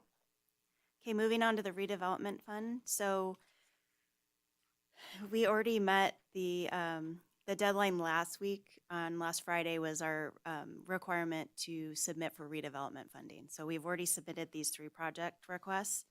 Theater ADA improvements. We have been designing, and it's actually still under design right now. I think we're probably at about 50% design for additional improvements to the theater to make it more accessible for not only audience members, but performers as well.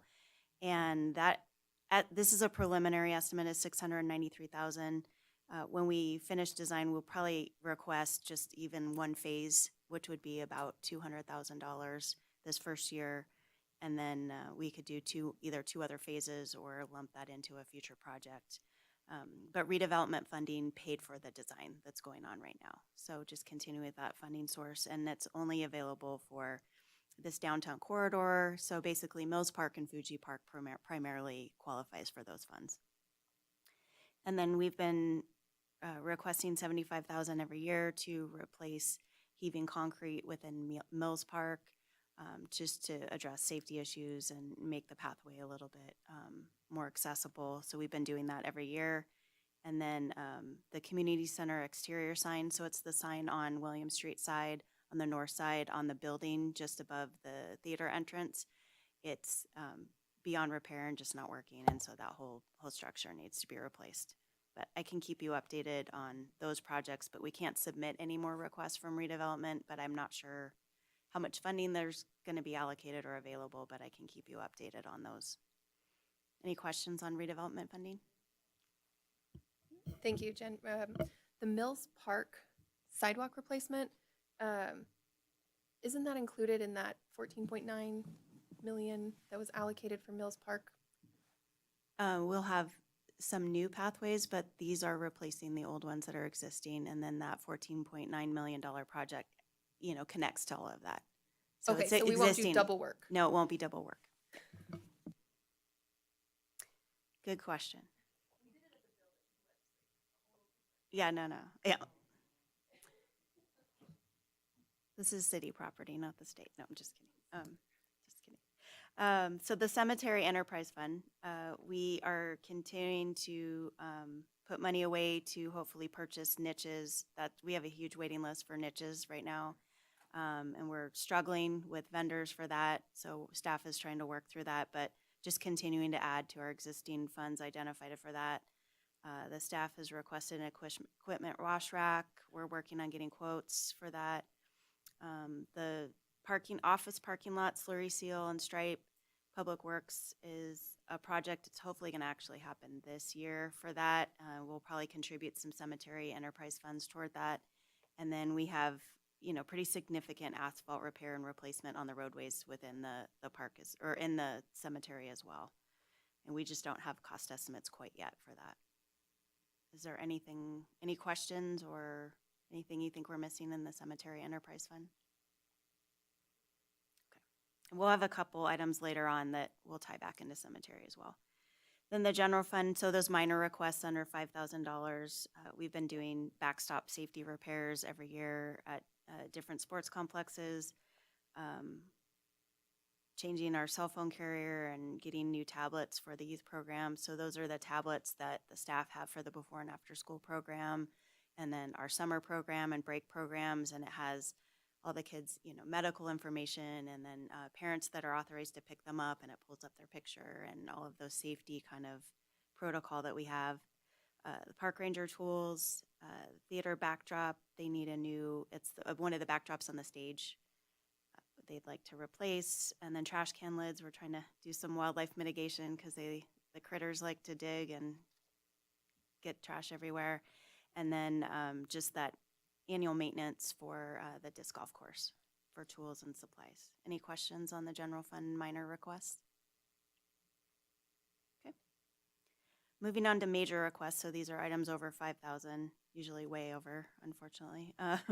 Eagle Valley Golf Course, cart paths, we've been putting annual improvements on sections of the cart paths, and then Duncan Golf matches with improvements. They've been focusing on bunker repairs, irrigation, and other needs, but they either do an equal or in the past they've actually been contributing quite a bit more. So good partnership there. And then asphalt repair and replacement, 95,000. The priorities that we've identified are John Mankins, Ross Gold, Carson River Park, and Ronald D. Wilson. We'll be working with Public Works likely on that too. We're trying to work with them on going out to bid on same projects and based on geography so we can get kind of a bigger bang for our buck for asphalt repair. And then concrete pathways repair and replace just throughout the park system.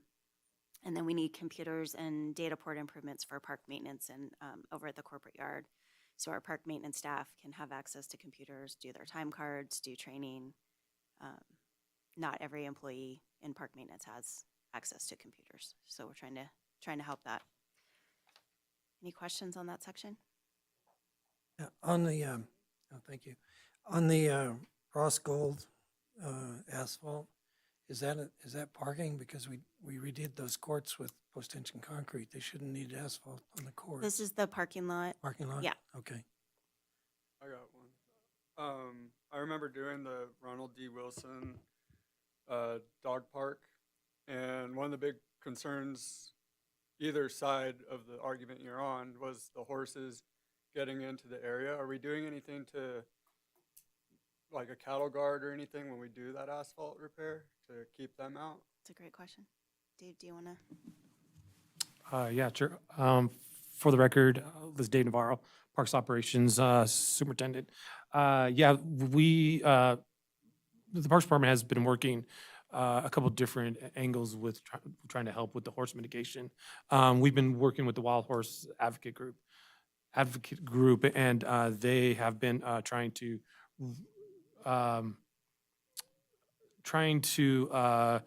what's what I'm looking for?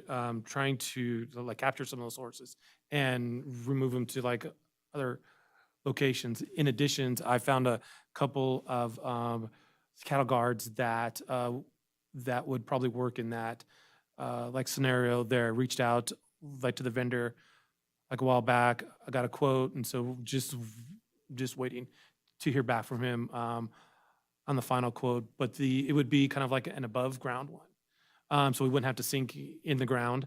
It would also be portable, so if at some point we needed to remove that or use it at another like facility, we could, and the cars can easily drive over it. So yeah, we are working on some mitigation efforts there. And we do have funding in our existing budget to fund the cattle guards that Dave's working on right now, so we don't need to add that to the list. Okay, moving on to page 3. Supplemental requests. So these are requests that would be added to the annual budget, not just one-time requests like the capital requests, just for consideration. And a lot of these have revenue offsets, and I'll try to point those out for you. So while there's an expense, they might be captured through like registration signups or things like that. So community center equipment repair, we have wheelchair lift, does need regular maintenance, so we need to add that to the budget. Red Cross training, this is a good example. When people sign up for our classes and certification, they would cover the cost 100%, but we need that expense side. Pool chemicals seems to go up every year, unfortunately. Utilities, all of our buildings have increased. I don't have a hard number for you yet. We're gonna work on that, but heating and power have gone up significantly. We're trying to, do any kind of energy efficient stuff we can do, but it is an increased cost. And then urban forestry, last year we added $5,000 to the park maintenance budget. For tree replacements, we'd like to increase that as well, because we have a lot of tree pruning, maintenance, and tree replacement needs throughout the entire park system. Custodial supplies for the community center. This is one of those good problems. We have really increased our usage here, and with that usage comes additional custodial and janitorial supplies that are just needed. But that's another one that's sort of put on the renter. So anybody that rents the building, we're kind of covering some of those costs as well. Small furnishings, just things that need to be replaced with the youth program. Rifle range, we did that Nevada Department of Wildlife grant. I think you'll remember we added power to the rifle range, which was amazing, but now we have a power bill, so we have to make sure that's included in the budget. We don't have a hard dollar on that, but that is also one of those cost recovery items. So I think right now we're running about 65% cost recovery for that operation, but we always take a look at that. Our goal is to get 50% or greater for that. And increase the rifle range operating supplies. With a lot of use, we are destroying a lot of target stands, so we need to replace those. But again, another cost recovery item. Any questions on those services and supply requests? Could you explain the rifle range and I know that the fees go to a special, almost like an enterprise type account. How is that being spent, and is that recognized in the budget? We're purchasing things from that, or most of these things above and beyond what we're making from the fees collected at the door? So the section that we just went over, those are all general fund accounts. So the rifle range is a general fund account. However, all the proceeds go back into that account. So we are supposed to just make 50% or greater cost recovery, and then we spend out of that. So it acts like an enterprise account, but it's not. And we do any revenue from the rifle range goes back into that fund, into the general fund account for the rifle range. So Okay, it so stays. So every user of the rifle range and any money you spend there goes back into the operations and maintenance The of that general range. fund, it's just earmarked for Yes. these And that types was a of Board of things. Supervisors No, approved yeah, I action, remember which that. is So- great. So that's in So when- perpetuity. So how much are we making in those fees every year? And we're spending, we're spending 65% of it, or I didn't understand when you We're explained we're subsidized. We're making 65% back basically, and then the rest the city is subsidizing. But our cost that. recovery So goal. general fund is paying 35 cents for a dollar, Mhm. right?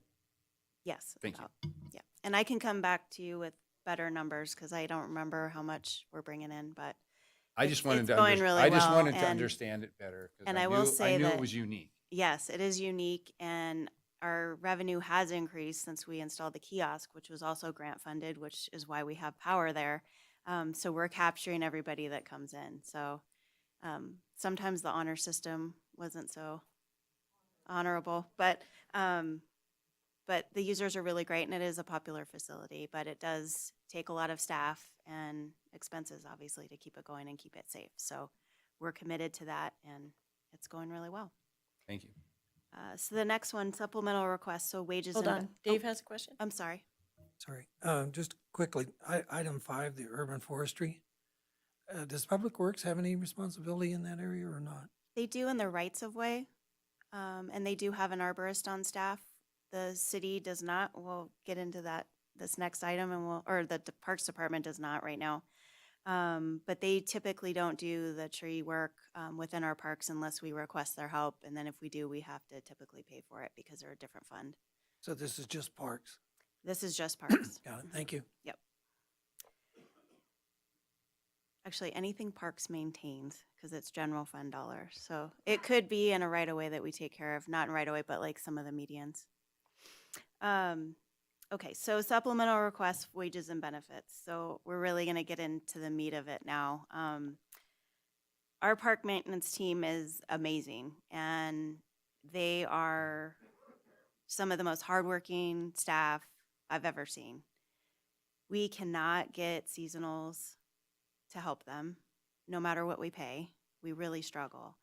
We're going to try to request some additional full-time staff to support them with a lot of goals. I didn't bring an organizational chart right now because it's still a work in progress. So, but we have met with all of the park maintenance staff. I've met with human resources. We've met with the city's union that is the bargaining unit, the Carson City Employee Association, that represents the majority of the Parks Department employees. And everybody so far is 100% in favor of this, which is great. So we're still refining all the numbers, but the big goals of this reorganization for park maintenance is to help provide other opportunities for staff to be able to promote if they should desire to. Right now, we've added, we used to have park maintenance workers, and then we added park maintenance worker 1 and 2. So if you get a couple certifications, you can move up and easily get a pay increase for all your hard work and learning additional skill sets, which is great. But we have some big jumps from park maintenance worker 2 to like a coordinator level and then on to the manager. And we wanted to create some additional steps and some opportunities for like tracks, if you will, based on their interest and their skill level. And those tracks would be, right now we have 1 irrigation specialist that was a reclassification from a park maintenance worker. So in our entire park system, we have 1 person that's our irrigation expert. He cannot be everywhere. His name is Israel. He's amazing, just the best, but he needs some support and help. So we want to create an irrigation coordinator position, give an opportunity for someone that's interested in that or has a knack for that to be able to move up. Another area that we have brought up just recently is the urban forestry. So we do not have an arborist on staff. We need one desperately. And we have such a huge urban forest here that we need to care for. And we really need to make sure things are inventoried and safe and cared for and protected. And we'd like to create an urban forestry supervisor position. So it'd be our coordinators would be able to grow up into that position if you have an interest for urban forestry or tree care. They would be a certified arborist. We'll have to develop a job description and present all the stuff to the Board of Supervisors, but that's the idea for that. And then look at trying to get some additional support in our shop. Paul Griffiths right now is our shop coordinator. He's amazing, but he is pulled in a million directions, and we really need someone in the shop all the time. Fixing our rolling stock and supporting the park maintenance workers and helping any repairs or replacements. Like if we have a huge snowstorm and a plow goes down, Paul can't be out, plowing and fixing things. Like we can't do that anymore. So the luxury, like I said before, is we have so many funds that we can be creative in our financing to try to be able to do this. So it would be, we're looking at adding a park supervisor position, so above the shop and above one of the coordinators, whichever one now. And it's another step to be able to grow into. So if you are great at working on like small motors and equipment and you're really comfortable in the shop, you might be able to grow up that track. Or you could go up through irrigation, or you could go up through urban forestry. So we could have more specialists within our team.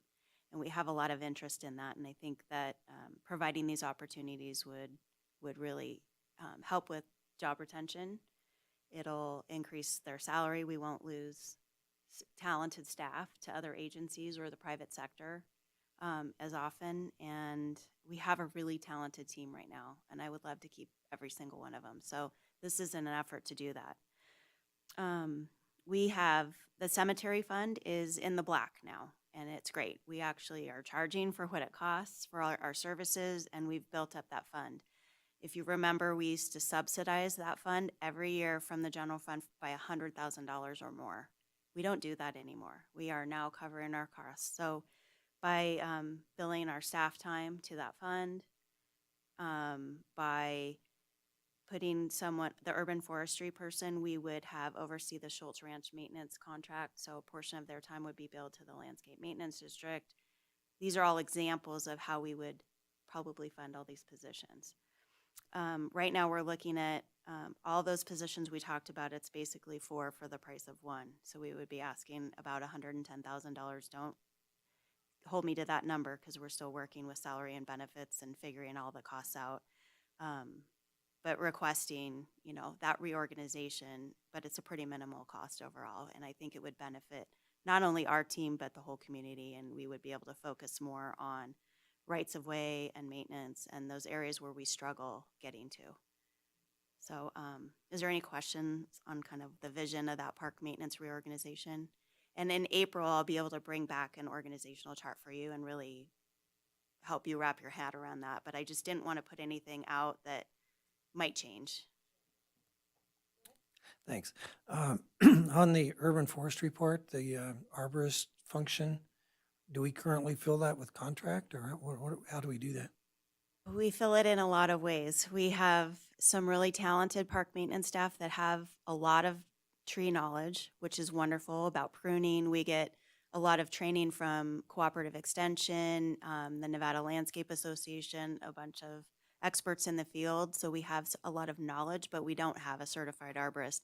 If we need one, we reach out to Public Works or we contract that out. And if we reach out to Public Works, it's, if they're available, because they're pulled in a million directions as well. I was just thinking you might use the contract expense as an argument for adding some money. Yeah, that's some of our creative financing is what we're going to be looking at, as well as hopefully giving up some contracts to be able to fund some of these positions as well. On the, number one, love the idea of more long-term staff and creating these tracks for people to ascend in their careers. That's such a great idea. Will we still be looking for seasonal staff, or would these replace seasonal staff? I think part of our proposal is going to be to give up the seasonal dollars and put it toward full-time, because we just can't get anyone. It's really hard. We have had 0 applications this year. And does this amount include benefits as well, salary benefits? Yes. Okay, thank you. And that will change a little bit as we refine the numbers, but we will likely give up the majority, if not all, of our seasonal dollars toward full-time. We still have inmates that we receive, and we pay for that. That's already within our budget. So that would still be supporting our efforts as well. Any other questions on that one? Okay. Then moving on, we would like to try to increase our part-time pool staff, and this is another great problem. We've had a record number of swim lessons. Our programs have waiting lists. It's amazing over there, but we need, some additional support and just keeping that. So keeping those programs going. So additional increase of the part-time staff. So lifeguards and swim instructors. And then increasing our clerical hourly rate at the cemetery. Leanne Keever, as you know, is wonderful and doing a great job, so we'd love to give her a raise and fund that through the cemetery fund. And then I'd like to get a parks intern to help with GIS mapping and document every individual over at the cemetery and funnel that into our GIS system and just capturing all that data, so through an intern. Any questions on those wages and benefits requests? Okay, wonderful. You guys are great. And then last but not least, just the Shoals Ranch Landscape Maintenance District Fund, upgrading our irrigation controller, just miscellaneous infrastructure repair or replacement needs throughout that park system and the trails, and then increasing our level of service for the maintenance contract. So just increasing that, we estimate about $20,000. Just keeping up with the use and the trash removal and the mutt mitt containers and snow removal and all those things. Any questions on that one? Okay. No, I am not. no. But if you have any questions on the 5-year CIP plan, I'd be happy to talk about them. These are what staff is recommending are the priorities. If there's anything you think we missed that is a high priority, we would love to hear about that. And so And these are really what I'm looking for. If you do have, would like to make a motion about the priorities, that would be really helpful as we move forward in the budget process. okay, so go ahead, Kurt. Well, I just have one thing, and I think it'd probably be a minor request, but I was over at the pool today, and they helped me print some of the budget forms out and so forth, so I could go home and highlight them, so I could have all these wonderful questions for you. Anyway, the carpet behind the desk, I mean, we have such a beautiful facility. You put so much time into that facility, and it's beyond repair. And one of the wonderful staff said that they'd rather spend money on other things, and I think that maybe we should spend money on that along with other things. Okay.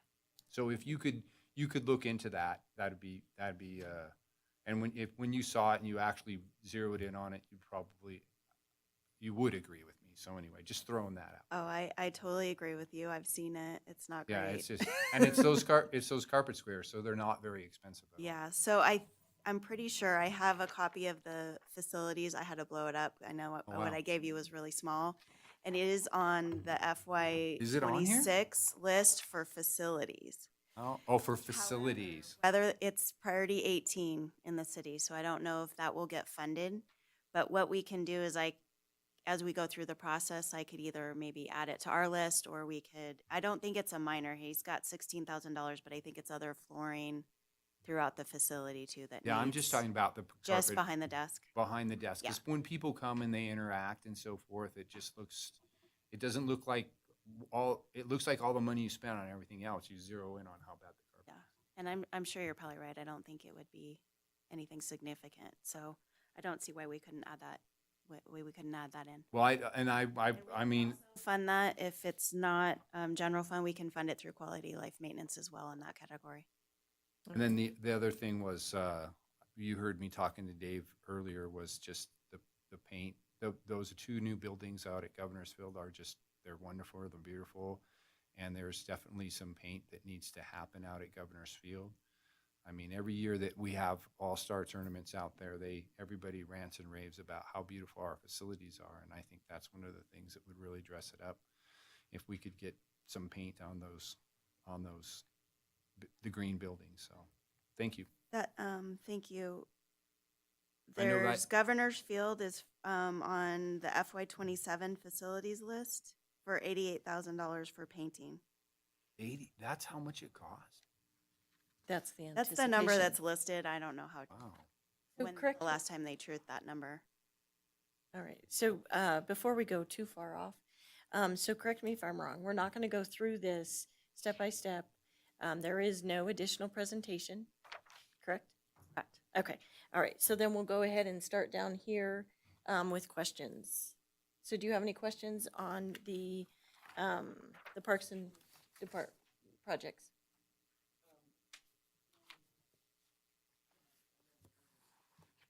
Okay, all right, Dave? Yeah. I guess I want to start out with a little sweetener here. You know I'm going to talk about pickleball. I, yeah, really. I want to thank you, you and the staff for making the funding appear for our court project. That's great. But under the heading of no good deed goes unpunished, I want to ask for some more money for the existing courts. Our original plan, our vision, when we thought things were going to be a reasonable cost, was to hopefully build maybe a dozen new courts. We ended up we're going to end up spending $1 million to get 6 new courts, and they're going to be beautiful and wonderful. Everybody's going to love that. But to make the vision complete, our group is still funding and maintaining the courts that we converted, the old tennis courts. And they're really reaching they were built in the mid-60s. We're reaching a point where they're just not really very repairable. And I've had some discussions with the contractor that said for between $400,000 and $500,000, it would be feasible to put a post-tension concrete cap over those existing asphalt courts. There'd probably be some grinding, and I don't know all the details, but essentially we could build 6 or 8. I would probably propose 6 more courts in that existing one that we converted, but they would be constructed in a similar way to the new courts we're getting. And that would kind of complete the vision of a very nice 12-court complex that would allow us to have regional tournaments that would bring in tourism dollars and et cetera, as well as providing a really nice facility for the community to play pickleball. So if you have an idea of where we might put a request for that amount of money, 400,000 or 500,000, maybe FY27. Yeah, I think, and thank you for that. I think Jennifer Budge, Parks and Recreation Director, I think for like FY27, FY28, if we add it to the 5-year CIP plan, it's great, as long as it's on that list somewhere. That's really the important thing. I do have an idea for a potential foundation to fund it. I've actually talked to some women about that. So it'd be really great if we can add that to the 5-year CIP, and maybe if they can't fund the whole project, maybe at least part. But I think Quality Life Capital would be the most appropriate Okay, that would be funding great. source, yeah. We, I should mention, we're still fundraising for the maintenance costs of doing what we've been doing, and that fund is growing. We're still having events and things to do that. And depending on what we spend on amenities for the new courts, we'd be willing to spend what we have toward a project to redo the old ones. So Where would the additional 6 courts be? Where the current courts are we, now. yeah, we're the, How you know, do we, you fix an additional? well, we converted the existing 2 tennis courts into 8. And the new Right. courts are going between those and the aquatic center. Right, okay. But what I'm talking about is taking Right. those existing ones that we converted, which are asphalt. That's 14 inches of asphalt. Things been paved over and over and over, and it's just cracked to the point where it's almost not, we do the best we can, but there's a lot of well, you play there, there's a lot of dead spots and stuff. And I think it would just really complete a really nice complex if we could redo that properly. And I did talk to him about, well, could we just do a complete asphalt repair? Because that would be probably less expensive. And he said, it's just pouring good money after bad to do that. It really needs, in this climate, it needs to be concrete. Yeah. So it would be replacing the existing courts, which we've considered are temporary, the current courts right now, because it was a Band-Aid. And they've, the volunteers led by Dave and Juana have been amazing. I mean, the amount of money and labor and effort and passion that they've put in is awesome. But they are temporary courts, and they've, done as much as they can with the infrastructure that's there. So that's really what he's talking about, is replacing those existing courts with something more permanent. All right. Go ahead, Kurt. Well, overall, the only other thing that I drew on here was at the Fuji Park facility, you have some money set aside for renovation of the arena. And then you also have, and I didn't see it where this drew out, I guess it draws out to 27, but I just remember a pretty heated discussion in here one time about the horse barn and a fan. Was that ever resolved? Do you remember that? I do. Yeah, it was related to cooperative extension needs, but also it's come up when we're serving as an emergency shelter out there and we have animals in there. DEM has provided us with temporary fans, which have been amazing, but it would be good to have something more permanent. So like I said, I saw the way that we do this and so forth, and the way it goes out to 27 and all. I just wanted to, when I read through these things, I recall, and I just thought, well, was the fan situation ever addressed? And if it wasn't, is that part of the number that we see here under the, For the arena expansion? not for the arena as much as for the horse barn here, for this $32,000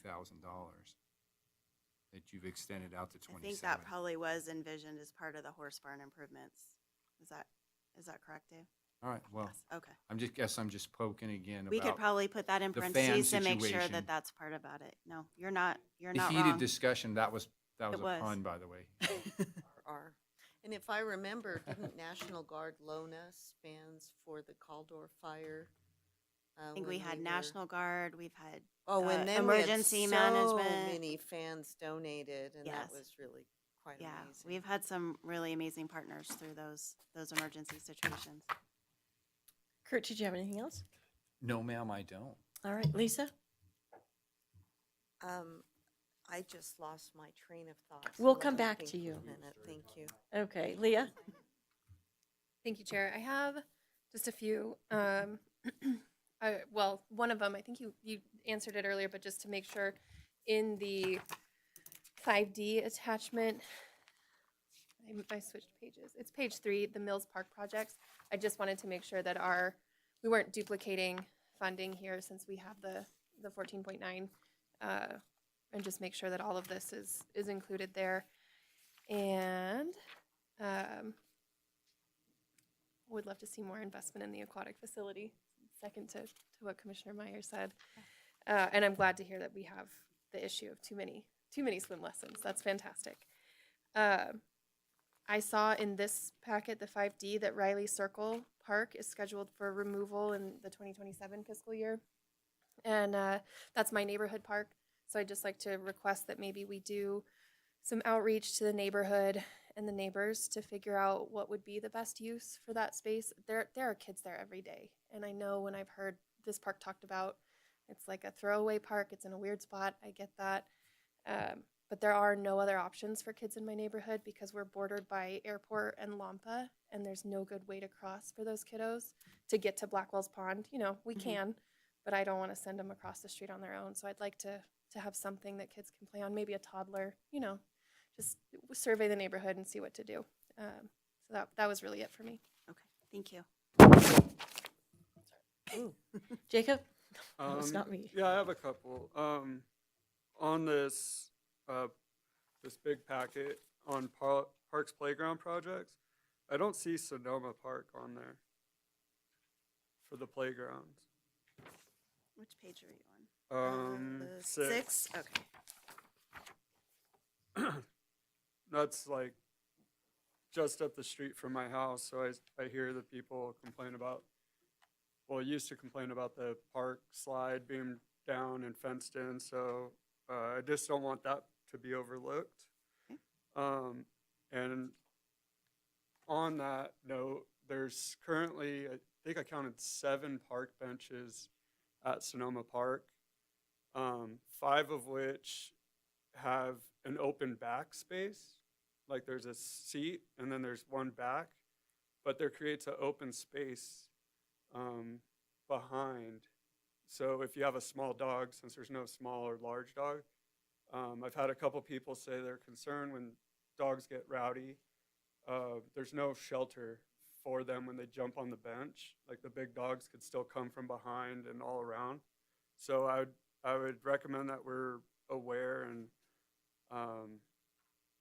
putting the right benches in the right place. Because, I mean, I sat on the normal benches today. They work fine, but for the location of those benches and the safety of the animals, I think that'd be a good thing to keep in mind. Okay. But I also like the new tiered and additional steps for staff. I think that does a huge service to workers' morale and seeing opportunities, and like, not that the parks is, but like, there's nothing worse than seeing the dead end of your job. So I really encourage that, and I like that idea. And I think my favorite thing on this is the disc golf 4999. That's awesome. Thank you. All right. I just had a question then on, so I guess it would be the funding, that was received for Mills Park. But then on FY30, we have $1 million going to renovate existing playground and surfacing for Mills Park. So is that not part of the funding that was just received? What page are you on? I'm on page 6. Just to make sure, okay, that I'm looking at the right spot. And it's not until FY30, but I just don't know why it wouldn't be thrown into the master plan. Yeah, that is a duplicate because we do have the new playground is part of the Snipplemuh grant. So we can edit that out. Edit, okay. Yeah, that's All right. just an error. Thank you. Thanks you. for catching that. It's a lot. It's a work in progress and Okay, so now that we have $1 million out here, people, where do we know? yeah. Just go. We didn't know where we were going to get that. It's just a number part in there. Yeah, All right. I wish. We're getting Diane? it from Snipplemuh. That's where we're getting it. Okay, go ahead, Diane. It's fine. Well, I just wanted to reiterate as well in terms of the staffing requests, because something that is important to remember is I appreciate the creative funding and drawing from different people to fill the need. But in that process, while you're drawing from, now you're taking them from a different job in order to meet a need. And so I really appreciate and support the request for additional staff. And Thank you. our parks are incredible. Our open space is incredible. Our community is beautiful, and as a whole, and so all of the aspects, and so I think what you're requesting it is a really nice blend of parks, trails, the aquatic facilities, different facilities, and as well the right of way, and so then that big picture. So I think this is a very well-rounded request. Thank you. Thank you. Diane? Yes, thank you. It's not in this, but I think I talked to Jennifer on the side before on, like, the new pickleball courts that are going in at Mills Park. Is there gonna be new fencing around and then in between where you're talking? And then on the old existing courts, could that be looked at? Because I played tennis on those courts with the same fencing in the 1960s. And at Carson High, we had the same problem. They put in new courts and the wind came up and just turned them to 90 degrees down to the ground. And I know I talked about out at Centennial or J.D. Winters Park, they're redoing, 8 new tennis courts out there and supposedly going to keep the same fencing, and that the wind and the wind screens are going to just pull that fencing which way the wind blows. I mean, take it down. They're so old. Yeah. But I just wondered if that's anywhere in the budget. Well, for the question about the existing courts and the fencing, I think that's basically what Commissioner Whitefield was saying too, is a future project that we would look for funding for and build that into the budget or through grants or foundations or other support. Dave, can you speak to if there's any fencing? I just can't recall for the tennis courts at Centennial with that project. I want to say there's some fencing in that project. For the record, was it Dave Navarro, Parks Operations Superintendent. I don't know off the top of my head. I would have to look and see if there is new fencing that is going to be part of the John D. Winter Tennis Court project. When we did, I know when we did the courts at Ross Gold, we, in that project there, we tried to reuse as much fencing as we could. There was some fencing when the contractor got in there that was just not like salvageable. So we did have to replace like sections. And I think, that's the approach that we're also taking at the John D. Winters tennis courts as well.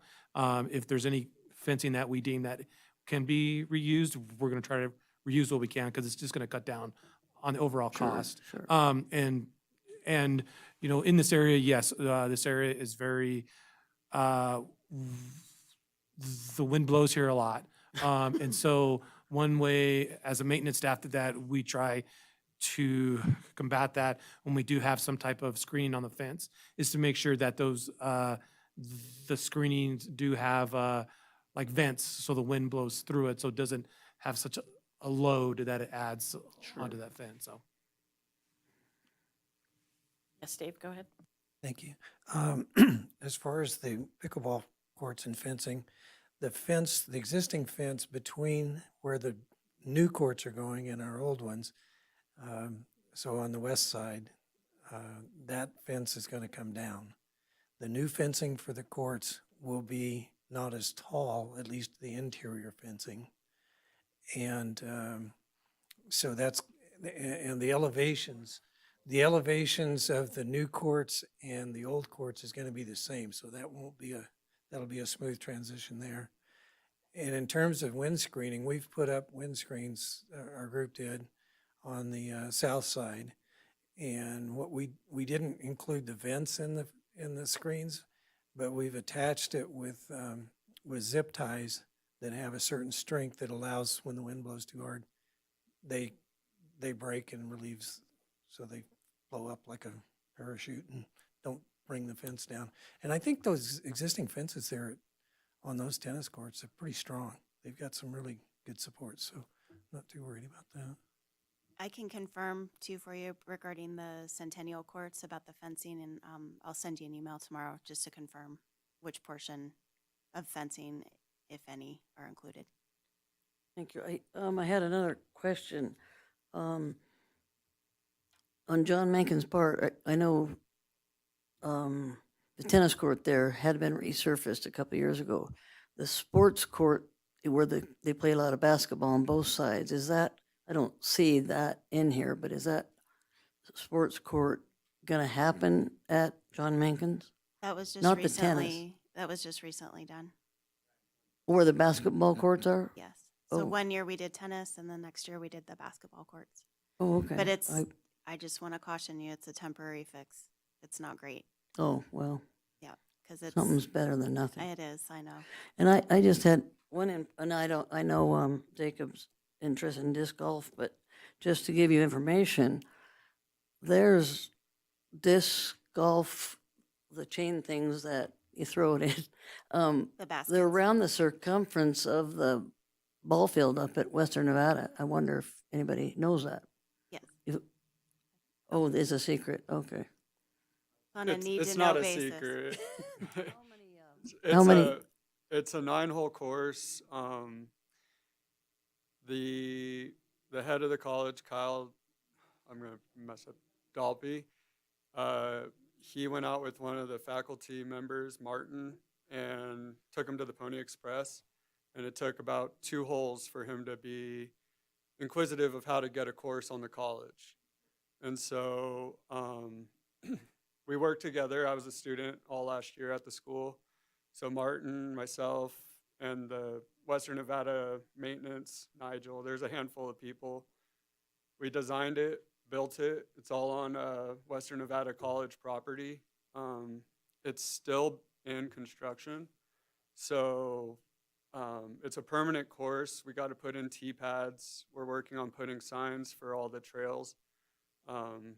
So everyone's aware, bikers, hikers, and we haven't like officially unveiled it, but it's hard to not see them when they're new. So we hope to have the T-pads in by March, by the end of this semester, in hopes of getting like students out between classes, get some fresh air,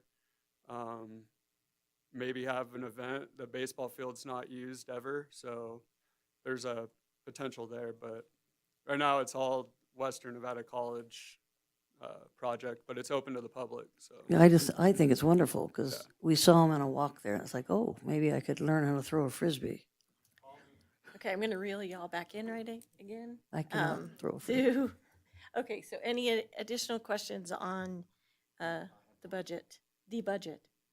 Thank you. What, on the Mac building, it has $150,000 for basket backboards and safety mechanism. I mean, isn't that a relatively new facility, and could we explain? I don't understand that, so if you just explain it, that'd be great.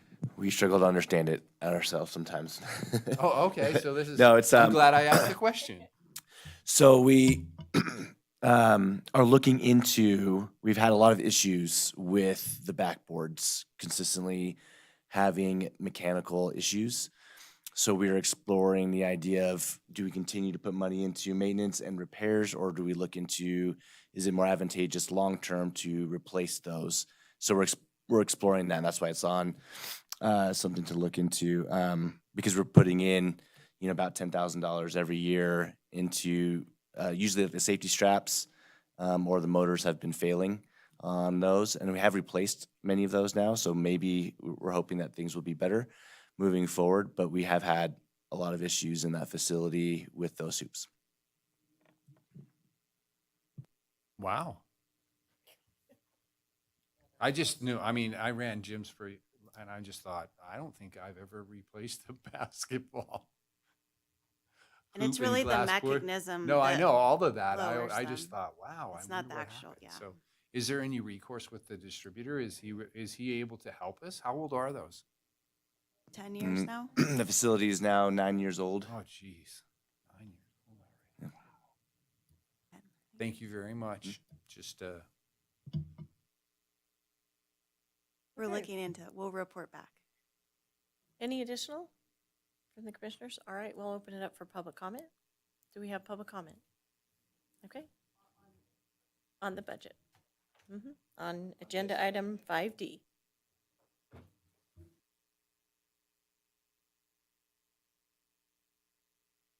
Thank you, Chair Denny French.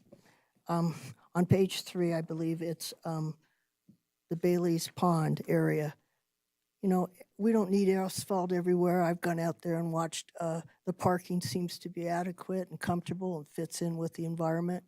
And I think that's an unnecessary place to put a heated spot. And then also having access onto 395, I'm going, how are they going to manage that as far as the intersection of the park release area interest or exit, however they're going to work it? It would be good, I think, to have an emergency exit at any of the facilities, especially in a place where it's closed in. And as far as the Mills Park Road, I'm going to bring it up because I really would rather have the money for that park used differently than putting a road through. The road shouldn't be there at all, period. But my thing is that the courts, the areas that are facilities, such as the skateboard area that was planned to be there, doesn't seem to be on here as a budget consideration for Mills Park. And that skateboard park was to be expanded at least 2 times, right, is it in the park? Okay, well, that's it. And then the outdoor play area, aquatic with outdoor shower and stuff, I just haven't kept up, so that's on me. But thank you very much for this. Is very helpful. All right, thank you. Thank you. Any additional public comment?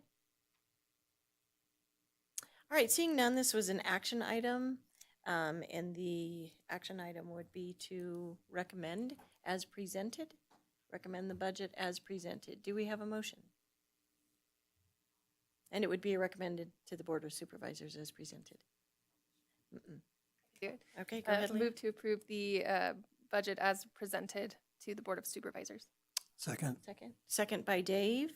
All in favor, please say aye. Aye. Any opposed? Hearing none, it was approved unanimously. Thank you. And we'll move on to agenda item number 6, which is staff updates. This is discussion only, and we are here to listen to the director's report. Thank you, Madam Chair. Jennifer Budge, Parks and Recreation Director. The legislative session started yesterday, so I will be updating you definitely as we go with anything that you might need to be updated about that. We have a great resource on this commission, thankfully, that keeps an eye out for us as well with Commissioner Cartwright. We did fill our sports field coordinator position, and the new person starts in March, which is amazing. He's relocating from Pennsylvania, which is awesome. We've had that open for about 1.5 years now, so it's pretty amazing that we finally filled that one. And then we did fill the open space maintenance foreman position as well, so we don't have any full-time vacancies right now in the department, so we're so appreciative of that, which is wonderful. And then if you have any questions on the Board of Supervisors action items that's in your packet, just let me know. All right, thank you. Any questions to direct to Jennifer? Okay, hearing none, we will move on to agenda item number 7, which is members' announcements, requests, and for information. We'll start with the update from the Carson City School Board Liaison, which is myself. Just give you an update on Park Terrace and the land. As you notice, there's no fence yet. Quite frustrating on my end. Yes, it is. I really kind of thought there would be a fence by the beginning of the school year. We're into the second semester and there's no fence. However, there was an issue with the lot land adjustment business, the company who was doing it, so then, or failed to do it.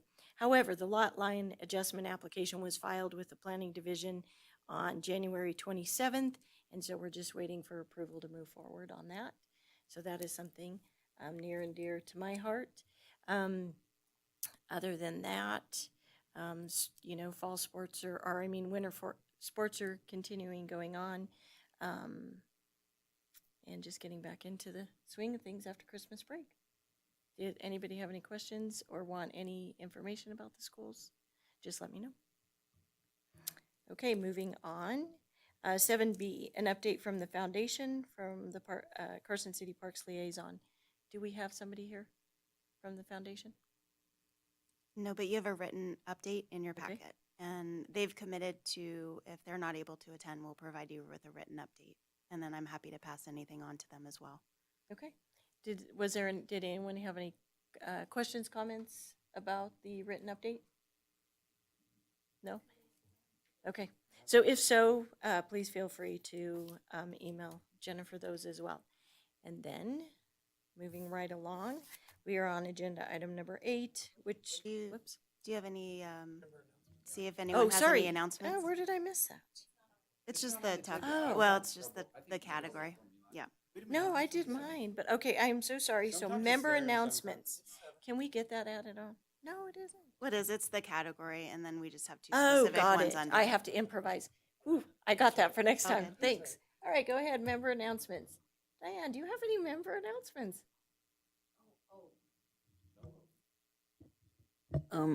Actually, I was negligent on re-upping my membership to the Carson City Parks Foundation, and I think we were all contacted, but I really think it is a good organization. I was on their board for a while, so I suggest the rest of you to maybe do that, Commissioner Walt.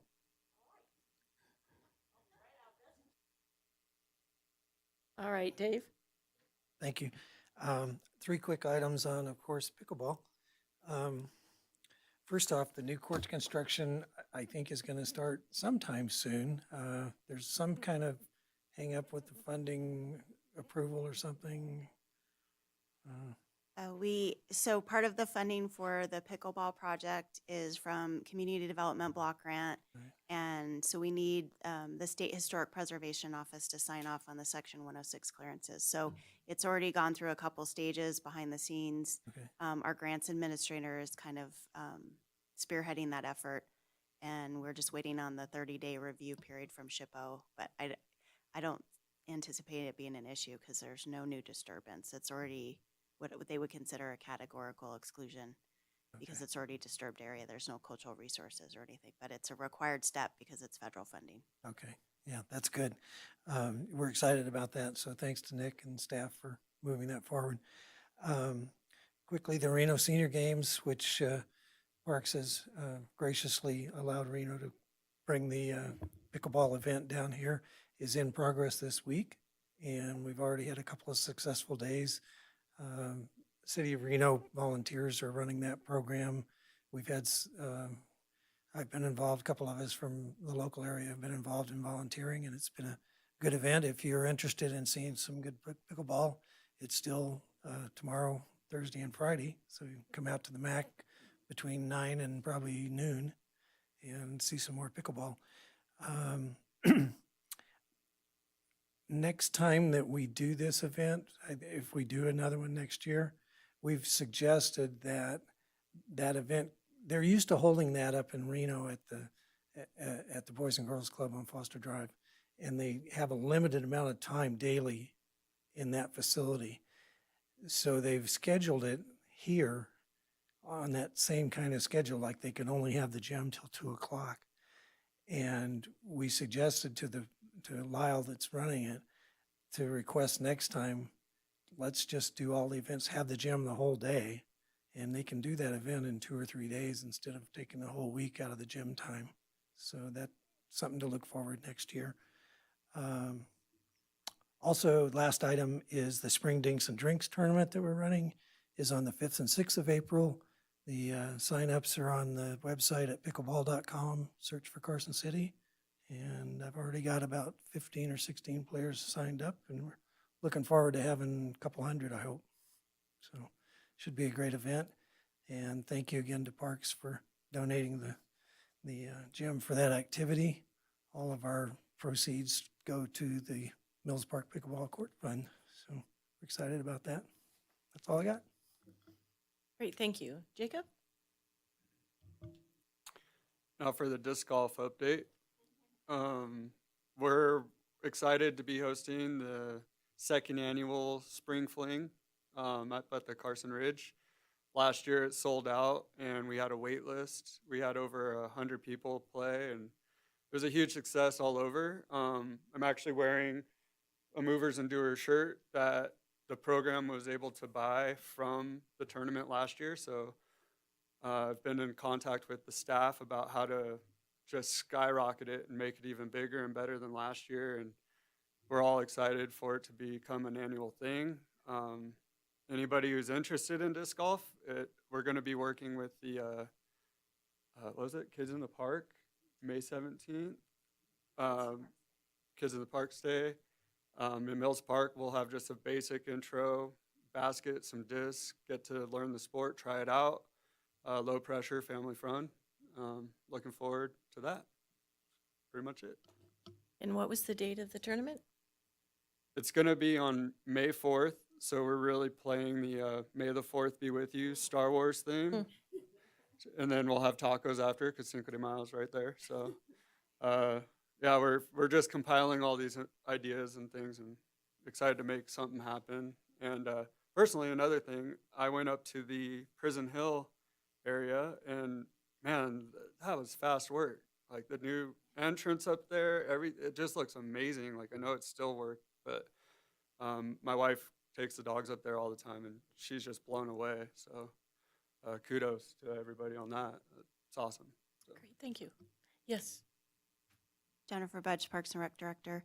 I just wanted to take a moment. Our senior deputy district attorney has been reassigned to other departments. So this will be his last Parks and Rec meeting. And I just wanted to take a moment to thank Ben. He is the best.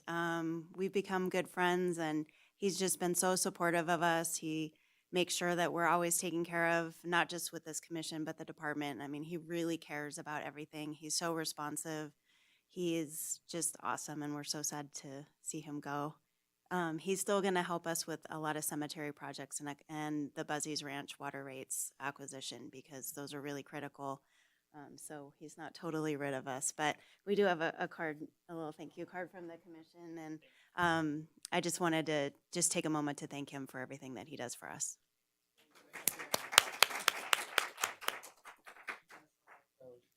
Yes, thank you. All right. Leah? Yeah, go ahead.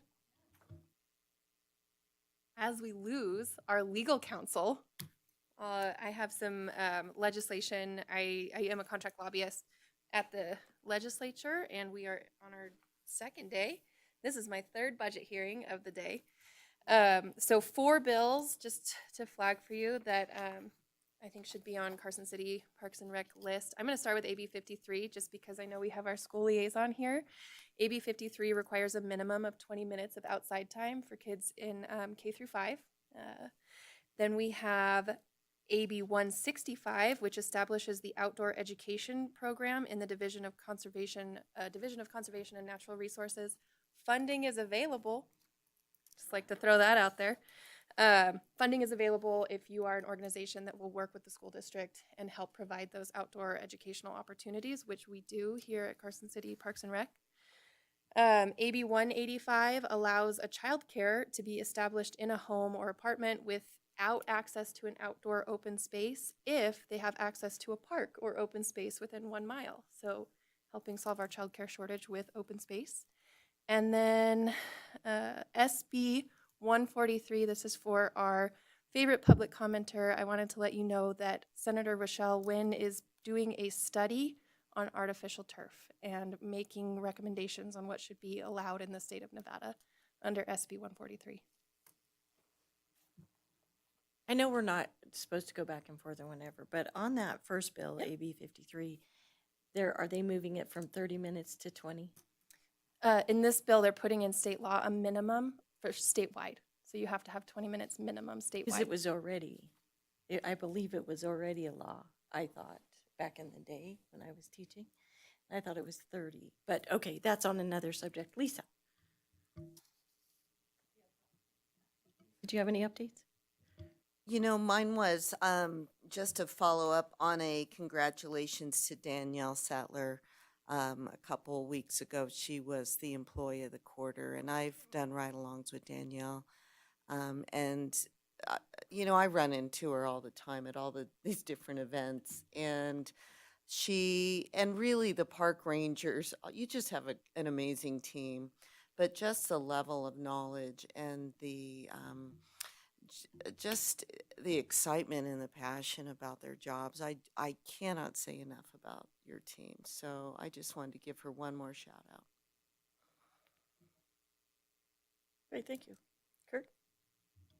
I just wanted to say thank you. I don't know if the streets department did it or we did it, but the V&T parking lot over there above the hospital off of Coon Canyon Road, somebody graded that, and it very much appreciated. The puddles are not there any longer, so you don't know who did that, Jen?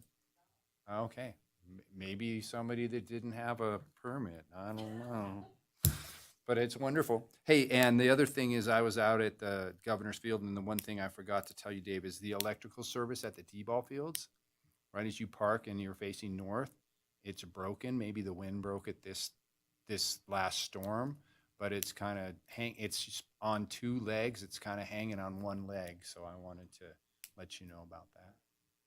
It's right there on the T-ball fields on the fence line. That's all.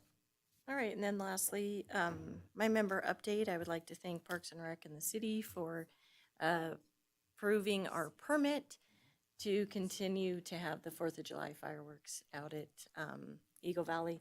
Those of you who know, we exhausted all locations. That was about the last of them, that we would have a large enough fallout zone for the fireworks that we do have, because we do have the 10-inch martyr, and so that was about it. So we did get approval for that, so we are moving forward on our plans.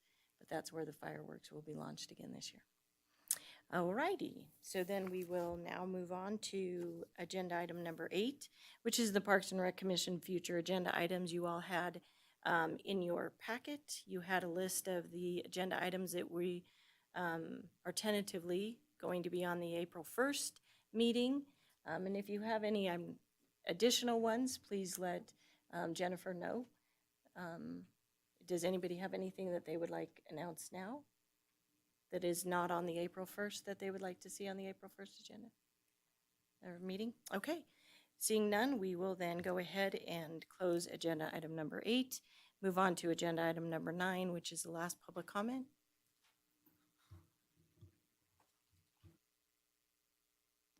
Thank you, Chair Denny French, Carson City.